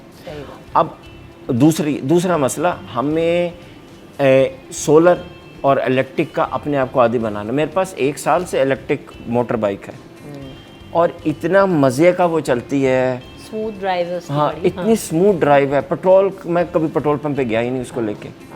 और जो मैंने अपना भी, जो जहाँ जहाँ मुझे सोलर पैनल लग सकते थे, मैंने वहाँ टोटल सोलर पैनल लगाए हैं और ज़िंदगी मज़े में है। तो हम उसकी तरफ सोचें, ये माइंडसेट है पूरा का पूरा। बिल्कुल ऐसा ही है। अच्छा, आपने भी रिन्यूएबल एनर्जी का जिक्र किया। इंडस्ट्रीज़ जो है वो इस पे किस हद तक बढ़ गई? जैसे हम बात करें वेस्ट प्रोडक्ट्स को रीयूज़ करने का, दुनिया हम देख रहे हैं कि जी बहुत ज़्यादा अपने वेस्ट प्रोडक्ट्स पे काम कर रही है और उससे रिसाइकिल कर रही है, उसको रीयूज़ कर रहे हैं। हम कहाँ पर स्टैंड करते हैं इस वक्त? अच्छा, जहाँ तक इंडस्ट्री की बात की जाए, सर्कुलैरिटी पे बात हो रही है, बाहर का भी एक निज़ाम है, रूल एंड रेगुलेशन है ऑन सर्कुलैरिटी। तो यहाँ पे मेजॉरिटी टेक्सटाइल, उनका जो वेस्ट है, हमारा स्पिनिंग का वेस्ट हो गया, हमारा जो कॉटन फाइबर का वेस्ट है, वो रिसाइकिल होता है दोबारा। यहीं पे बहुत सारी टेक्सटाइल, हमारी इंडस्ट्री भी, हमारी कंपनी भी कर रही है इसमें, अपना ही वेस्ट रिसाइकिल करके और हम अपने प्रोडक्ट्स में डाल रहे हैं। तो वो एक बेंचमार्क भी लग रहा है। आगे कंज्यूमर को भी अवेयरनेस है, कंज्यूमर भी अब अवेयर है इस चीज़ से कि उसका जो प्रोडक्ट है, हम बाहर टैग भी देखें तो रिसाइकिल कॉटन, रिसाइकिल वो पॉलिस्टर हो गया, बनाना फाइबर्स। तो ये कुछ फाइबर्स हैं जो वेस्ट से प्रोडक्ट में शामिल हो रहे हैं और एक सस्टेनेबल फैशन को प्रमोट कर रहे हैं। अच्छा, हम क्या इसके लिहाज से मैं ऐड करूँ थोड़ा सा कि सिंध में इसमें बड़ा हो रहा है। हमारे यहाँ इलेक्ट्रिक व्हीकल्स, बसेस तो आपने देखा आ गई हैं। अब उसके लिए क्या हो रहा है, doctor Saroj Lodhi NED university के वाइस चांसलर, उनकी सरबराही में पूरा भैंस कॉलोनी का गोबर जमा हो रहा है, उससे गैस बन रही है। वो गैस बसों में डाल रही है, और जो उसका स्लर है यानी जो वेस्ट है वो अब यूज़ होने लगा है ये वर्मी कंपोस्ट बनाने के लिए। तो अच्छा, हमारे पास ये देखें ना कि कितनी बड़ी मिकदार में ये सब चीज़ें मौजूद हैं। ऐसा है नहीं कि हमारे पास है नहीं। तो हम इसे अपने रिसोर्सेज को हमने बिल्ड करना है और उसको रीयूज़ करना है। एनवायरनमेंट की जहाँ पर हम बात करते हैं, हमारे यहाँ किस हद तक ज़रूरत है दरख्त लगाने की, पौधे लगाने की, और एक तो कचरे से जाना अपने मुल्क को बचाने की। ये सबसे बड़ा मुझे ऐसा लगता है कि मसला हमारे मुल्क में है, और ख़ास तौर पे कराची जैसे शहर में है कि जिस पर हम काम नहीं कर रहे। तो राजिया, आपकी नज़र में, जैसे भी मैंने कुछ दिन पहले भी जिक्र किया, क्योंकि आपने बताया ना इंडस्ट्री से ताल्लुक़ है, तो मैं ये भी सजेशन दे रही थी। हमने पौधे लगाने पे बात की और रिसाइकलिंग वगैरह के बारे से हम जब बात करते हैं, मैंने कहा कि इंडस्ट्रीज़ क्यों नहीं करती, हम हर चीज़ का मलबा हुकूमत पे डाल देते हैं कि हुकूमत दरख्त लगाए। भाई लगाएगी वो, लेकिन मैं भी तो लगा सकती हूँ, आप और आप भी लगा सकते हैं। फिर हमने इंडस्ट्रियल जोन्स की बात की, कोरंगी इंडस्ट्रियल एरिया से हमारा गुजरना होता है, हम यहाँ ऑफिस करीब है, तो हम देखते हैं कि पूरा ग्रीन बेल्ट मौजूद है, उस पर दरख्त थोड़े बहुत लगे हुए हैं, लेकिन बहुत बड़ा ऐसा भी पैचेस आते हैं जहाँ पर कोई दरख्त नहीं है, कोई ग्रास नहीं है, कोई ग्रीनरी नहीं है। जिन चौरंगियों को ओन कर लिया है किसी कंपनी ने, वो तो बहुत खूबसूरत है, لیکن کیا ہی اچھا ہو کہ ہماری جو انڈسٹریز ہیں وہ ایسی جگہوں کو اون کر لیں, ایک ایک بیڈ لے لیں, تھوڑے تھوڑے پیچز لے لیں, درخت لگائیں, ان کو گرین کریں. یہ بھی تو ہم سب کچھ کر سکتے ہیں, لیکن ہمارا یہاں فوکس نہیں ہے. ہم انتظار میں بیٹھے رہتے ہیں جی سڑک حکومت بنا دے, پودا حکومت لگا دے. بھائی آپ بھی اس میں کنٹریبیوٹ کر سکتے ہیں. تو کیا ہو سکتا ہے راضیہ اس حوالے سے؟ اچھا میں اس میں انسائٹس دوں گی, کیونکہ درخت ایک ایسی چیز ہے اور ایک ویژن ہے ٹورڈز کراچی کو گرین کرنے کا. تو ایسا نہیں ہے کہ اس میں کوئی سوچ نہیں ہے انڈسٹری کی. انڈسٹریز کچھ اربن فارسٹ پہ کام ہو رہے ہیں یہاں پہ. پاکستان کیبلز نے ایک لگایا تھا اسپیسیفکلی نوری آباد میں, ان کا پورا ایک ایگزامپل ہے, گڈ ایگزامپل ہے. ایون کلفٹن میں بھی ہم دیکھیں تو وہاں پہ بھی ایک اربن فارسٹ ایگزسٹ کرتا ہے. تو یہاں پہ آگے کچھ ٹائم میں ہمارے جیسے پاکستان کا بھی فوکس ہے 10 بلین ٹریز پلانٹ کرنے کا, اور اس سے آلموسٹ 145 ٹنس آف ایمیشنز ہماری سیو ہوں گی. اوور آل پاکستان کی جو ایمیشنز ہیں اس سے نیٹ آف کریں تو آلموسٹ اپروکسیمیٹلی بھی بات کریں تو 500 میٹرک ٹنس پاکستان کنٹریبیوٹ کرتا ہے ایمیشنز میں, اور لیس دین 1% ہم بولیں تو پوری دنیا میں کنٹریبیوٹ کرتا ہے. تو پلانٹ اٹ سیلف ڈیفینیٹلی اس کا پارٹ ہے. انڈسٹریز آگے جو ایک میں دیکھ رہی ہوں کہ بہت ساری انڈسٹریز کا کولیبریشن ہو گیا ہے, بہت سارے این جی اوز ہیں جو ایگزسٹ کرتی ہیں, جو کام کر رہی ہیں. تو ہماری انڈسٹریز نے بھی ابھی اسی میں ہم نے گروپ کمپنی ہماری یونس کا ہے تو وہ پلانٹیشن ڈفرینٹ ہم نے کی ہے.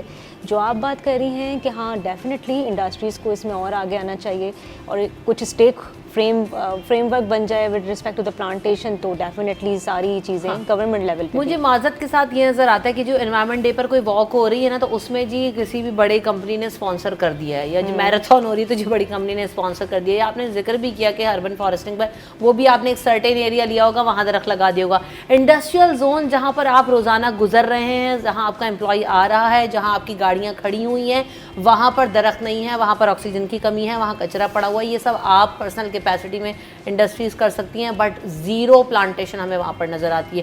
وہ جو درخت نظر بھی آتے ہیں وہ بھی حکومت کی طرف سے جو تھوڑے بہت لگائے گئے ہیں, بس وہ لگے ہوئے ہیں, اس کے علاوہ اس میں ہمیں کوئی اپگریڈیشن نظر نہیں آئی. تو یہ سب ہم خود اپنی کیپیسٹی میں کر سکتے ہیں, لیکن کرنا چاہتے نہیں ہیں. کوئی بہت بڑا بجٹ بھی درکار نہیں ہے, بہت منیمم سے بجٹ میں ایک درخت لگ جاتا ہے. تو ہم لاکھوں کروڑوں روپے کے فنڈز دیگر ایونٹس پہ دے رہے ہوتے ہیں, ہم یہ نہیں کرنا چاہتے. تھنکنگ کو بدلنا ہوگا. رائٹ صاحب کیسے ہوگا؟ آفٹر دس بریک اس پہ بات ہوگی.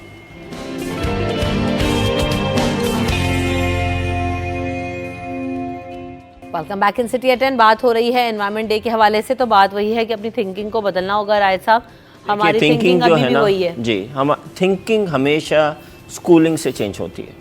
آپ کسی ایڈلٹ کی تھنکنگ چینج نہیں کر سکتے, یہ ذہن سے نکال دیں. اور بچوں کی کیسے چینج کرنی, میں آپ کو سادہ سا سولوشن بتا دیتا ہوں. ہر اسکول کو چاہیے کہ صرف ایک مشین پہ انویسٹمنٹ کر لیں. یہ کہلاتی ہے آگر مشین, آن لائن پڑی ہوئی ہے, دراز وراز ہے علی بابا سے.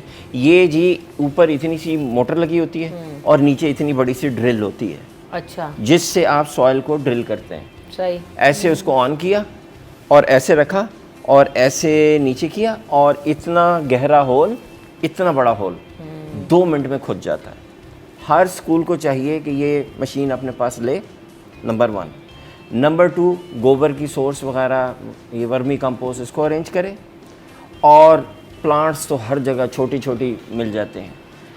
اور اس کے بعد ویکلی ڈرائیو بس شروع کر دے کہ آپ گئے, آپ نے وہ مشین آن کی, 2 منٹ میں گڑھا کھودا, تھوڑی سی کھاد ڈالی, پلانٹ لگایا. اور اگر آپ اس کو سسٹین کرنا چاہتے ہیں تو چھوٹا سا گڑھا لے لیں, مٹی کا برتن لے لیں, اس میں پانی بھر کے اس پودے کے ساتھ رکھ دیں. آپ کو روز پانی دینے کی بھی ضرورت نہیں. اتنا سا سلوشن ہے. دیر کہاں لگتی ہے, جہاں گڑھا کھودنا ہوتا ہے نا, پھر وہ بچے اور لوگ وہ نہیں کرتے. ایک 70,000 روپے, میرے پاس 65,000 روپے کی مشین ہے, بالکل صحیح کام کر رہی ہے. تو آپ وہ مشین لیں, گڑھا کھودیں, پودا لگائیں, اور اس کے بعد ہر بچے کی رپورٹ کارڈ پہ چلتے ہیں پیرنٹس بھی اور بچے بھی.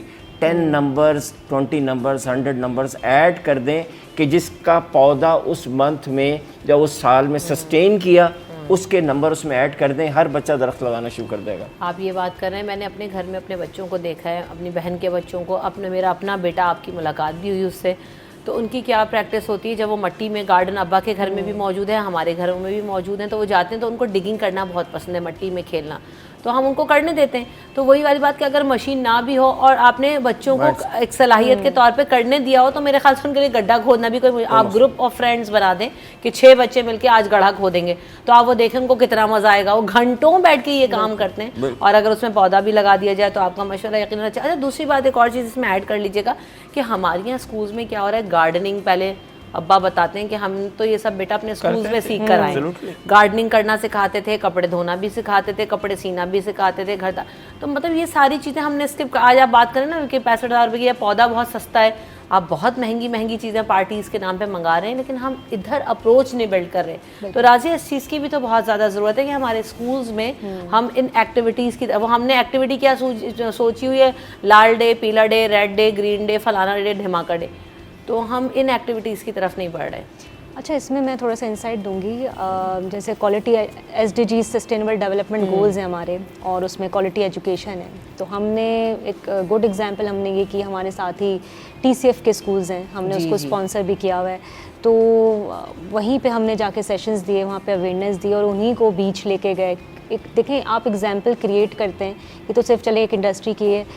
اس میں بیسکلی اپروچ یہی ہے کہ واٹ ایور ہم as a industry, as a human, as a individual کریں گے, ہمارے آگے والی جو نسلیں ہیں, جنریشن ہے, دے ول کہ جو ہم سے ایگزامپلس لیں گے وہ وہی کریں گے. سو ہمارا رول پلے ہمارے ایگزامپلس اچھی کریٹ کرنے میں ہے. ہم اگر پودے لگا رہے ہیں, ہم اگر ویسٹ اپنی جگہ سے اٹھا کے کر رہے ہیں, تو وہ سیکھتے ہیں اور وہی امپلیمنٹ کرتے ہیں. تو بالکل ہاں, اسکولس کے لیے ایک بہت سمپل آئیڈیا, ٹھیک ہے, ہر ہوتا ہے, میرا آئیڈیا نہیں, باہر پوری دنیا میں ایسے ہی ہوتا ہے. پلاسٹک کا جو پاٹ ہے نا وہ 5 روپے کا ایک آتا ہے, ٹھیک ہے. جیسے آپ نے کہا نا, اس سے زیادہ ہم پتہ نہیں کن کن چکروں میں بچوں کے خرچ کروا رہے ہیں. بس مالی کو کہیں گوبر کھاد مکس کر کے رکھے, جس دن کوئی بچہ اسکول میں داخل ہونا اس پاٹ کے اوپر ٹیپ سے لکھ دیں احمد فرینڈ اور اس پودے کا نام, اور اس کو کہیں یہ لو پودا تمہارا, اب تھرو آؤٹ دا ایئر تم نے اس کا خیال کرنا, اور یہ تمہاری کلاس میں ہی پڑا ہوا. سب سے پہلے جیسے اسمبلی ہوئی, کلاس میں بچہ گیا, سب سے پہلے اپنے پودے کو دیکھے, اور اس کی ایک اٹیچمنٹ بلڈ ہو جائے گی. جیسے آپ نے پچھلے شو میں بھی بات کی تھی نا کہ ایک پیٹ آپ اس بچے, ہم نے بچوں کی ایکٹیویٹی کے حوالے سے بات کی تھی, تو پلانٹ بھی آپ کا ایک پیٹ ہو سکتا ہے. بھائی آپ اس کا خیال رکھیں, آپ دیکھیں, اور ماحول کو سنوارنے کے لیے بھی اچھا. بات وہی ہے, راہل صاحب کے بہت دکھ ہوتا ہے, تکلیف ہوتا ہے جب میں یہ باتیں کرتی ہوں نا کہ ہم نے اوور آل سسٹم پورا بگاڑ دیا. ایجوکیشن سسٹم کی بات کریں, انوائرمنٹ, یہ سب چیزیں ہمارے ایجوکیشن سے اور تربیت سے ہی وابستہ ہیں. ہم ان چیزوں میں لیگ کریں جس پر ہمیں کام کرنے کی ضرورت ہے. بہرحال انوائرمنٹ پروٹیکشن ڈے کے حوالے سے آج پھر وہ دن منایا جائے گا, اور ہم اویئرنیس کی بات کریں گے. جاتے جاتے آج اس پلیٹ فارم سے آپ کیا کہنا چاہتی ہیں راضی مزید؟ ایک اچھا میسج یہ ہے کہ ایگزامپل کریٹ کریں, جہاں تک کوشش ہو سکے ایز اے انڈیویجول کمٹمنٹس لیں, خود کمٹمنٹ بنائیں کہ واٹ اگر نیکسٹ 3 months میں کوئی ایک اچھی ایکٹیویٹی بھی, ایک بلب بھی بند کر رہے ہیں, اٹھ رہے ہیں, اور وہ ایک اچھا امپیکٹ کریٹ کر رہے ہیں, تو اپنے آپ کو میجر کرنا شروع کریں, اور کس طرح سے بہتر کر سکتے ہیں ٹورڈز دا بیسٹ پاسبلٹی ہے. اگر کسی کے اختیار میں چھوٹا کام یا بڑا کام نہیں ہے تو وہ اپنے آپ سے اسٹارٹ کرے, گھر سے اسٹارٹ کرے, پلانٹ لگا لے, گھر کی لائٹیں بند کرے, تو بہت اچھا پازیٹیو آپ خود بھی امپیکٹ کرتے ہیں اور انوائرمنٹ پہ بھی کرتے ہیں. بالکل ایسا ہی ہے. اچھا مجھے ابھی ساری ہم اسکولس پہ بات کرتے تو مجھے اپنی خالہ کا بھی وہ تذکرہ یاد آ گیا. وہ گورنمنٹ اسکول میں جو ہے وہ ہیڈ مسٹریس رہیں, تو اور انوائرمنٹ کے حوالے سے بھی جو ہے وہ ایک اس سے وابستہ بھی تھیں کسی ادارے کے ساتھ. تو وہ کیا کرتی تھیں اپنے اسکول میں کہ جتنے بھی ویسٹ ہوتا تھا, کیلے کے چھلکے, فلانا ڈھماک, ان سب کو انہوں نے جمع کیا اور اوپر یوریا بیگز رکھے, ان کی کھاد بنائی, اور پھر اس کے بعد جو ہے نا ان سے پودے لگوائے. تو یہ چیزیں ایک عام گورنمنٹ اسکول کے اندر, کیونکہ ان کا ویژن تھا, وہ اس طرح سوچتی تھی, تو انہوں نے اس کو ایگزیکیوٹ کروایا اور بچوں نے کر کے بھی دیا.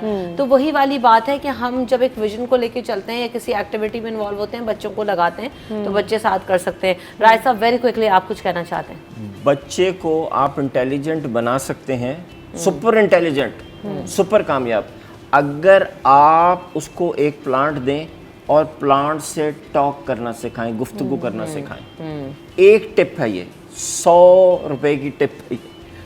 بس آپ یہ کریں, بچے کو پلانٹ دیں اور بچے کو کہیں کہ this plant can talk to you, you can talk to this plant. جب بچہ پلانٹ سے بات کرنا شروع کر دے گا تو وہ سپر انٹیلیجنٹ ہو جائے گا. صحیح, بہت ساری ٹپس ہمیں یہاں پر ملی. تھینک یو سو مچ راہل صاحب, آپ نے وقت دیا, راضی آپ نے وقت دیا, دونوں کا بہت شکریہ. ہم یہاں پر آپ سے اجازت چاہیں گے, ہمیں اپنی دعاؤں میں ضرور یاد رکھیے گا, فیڈ بیک ضرور دیجیے گا, اپنا خیال رکھیے گا. اللہ نے کے بعد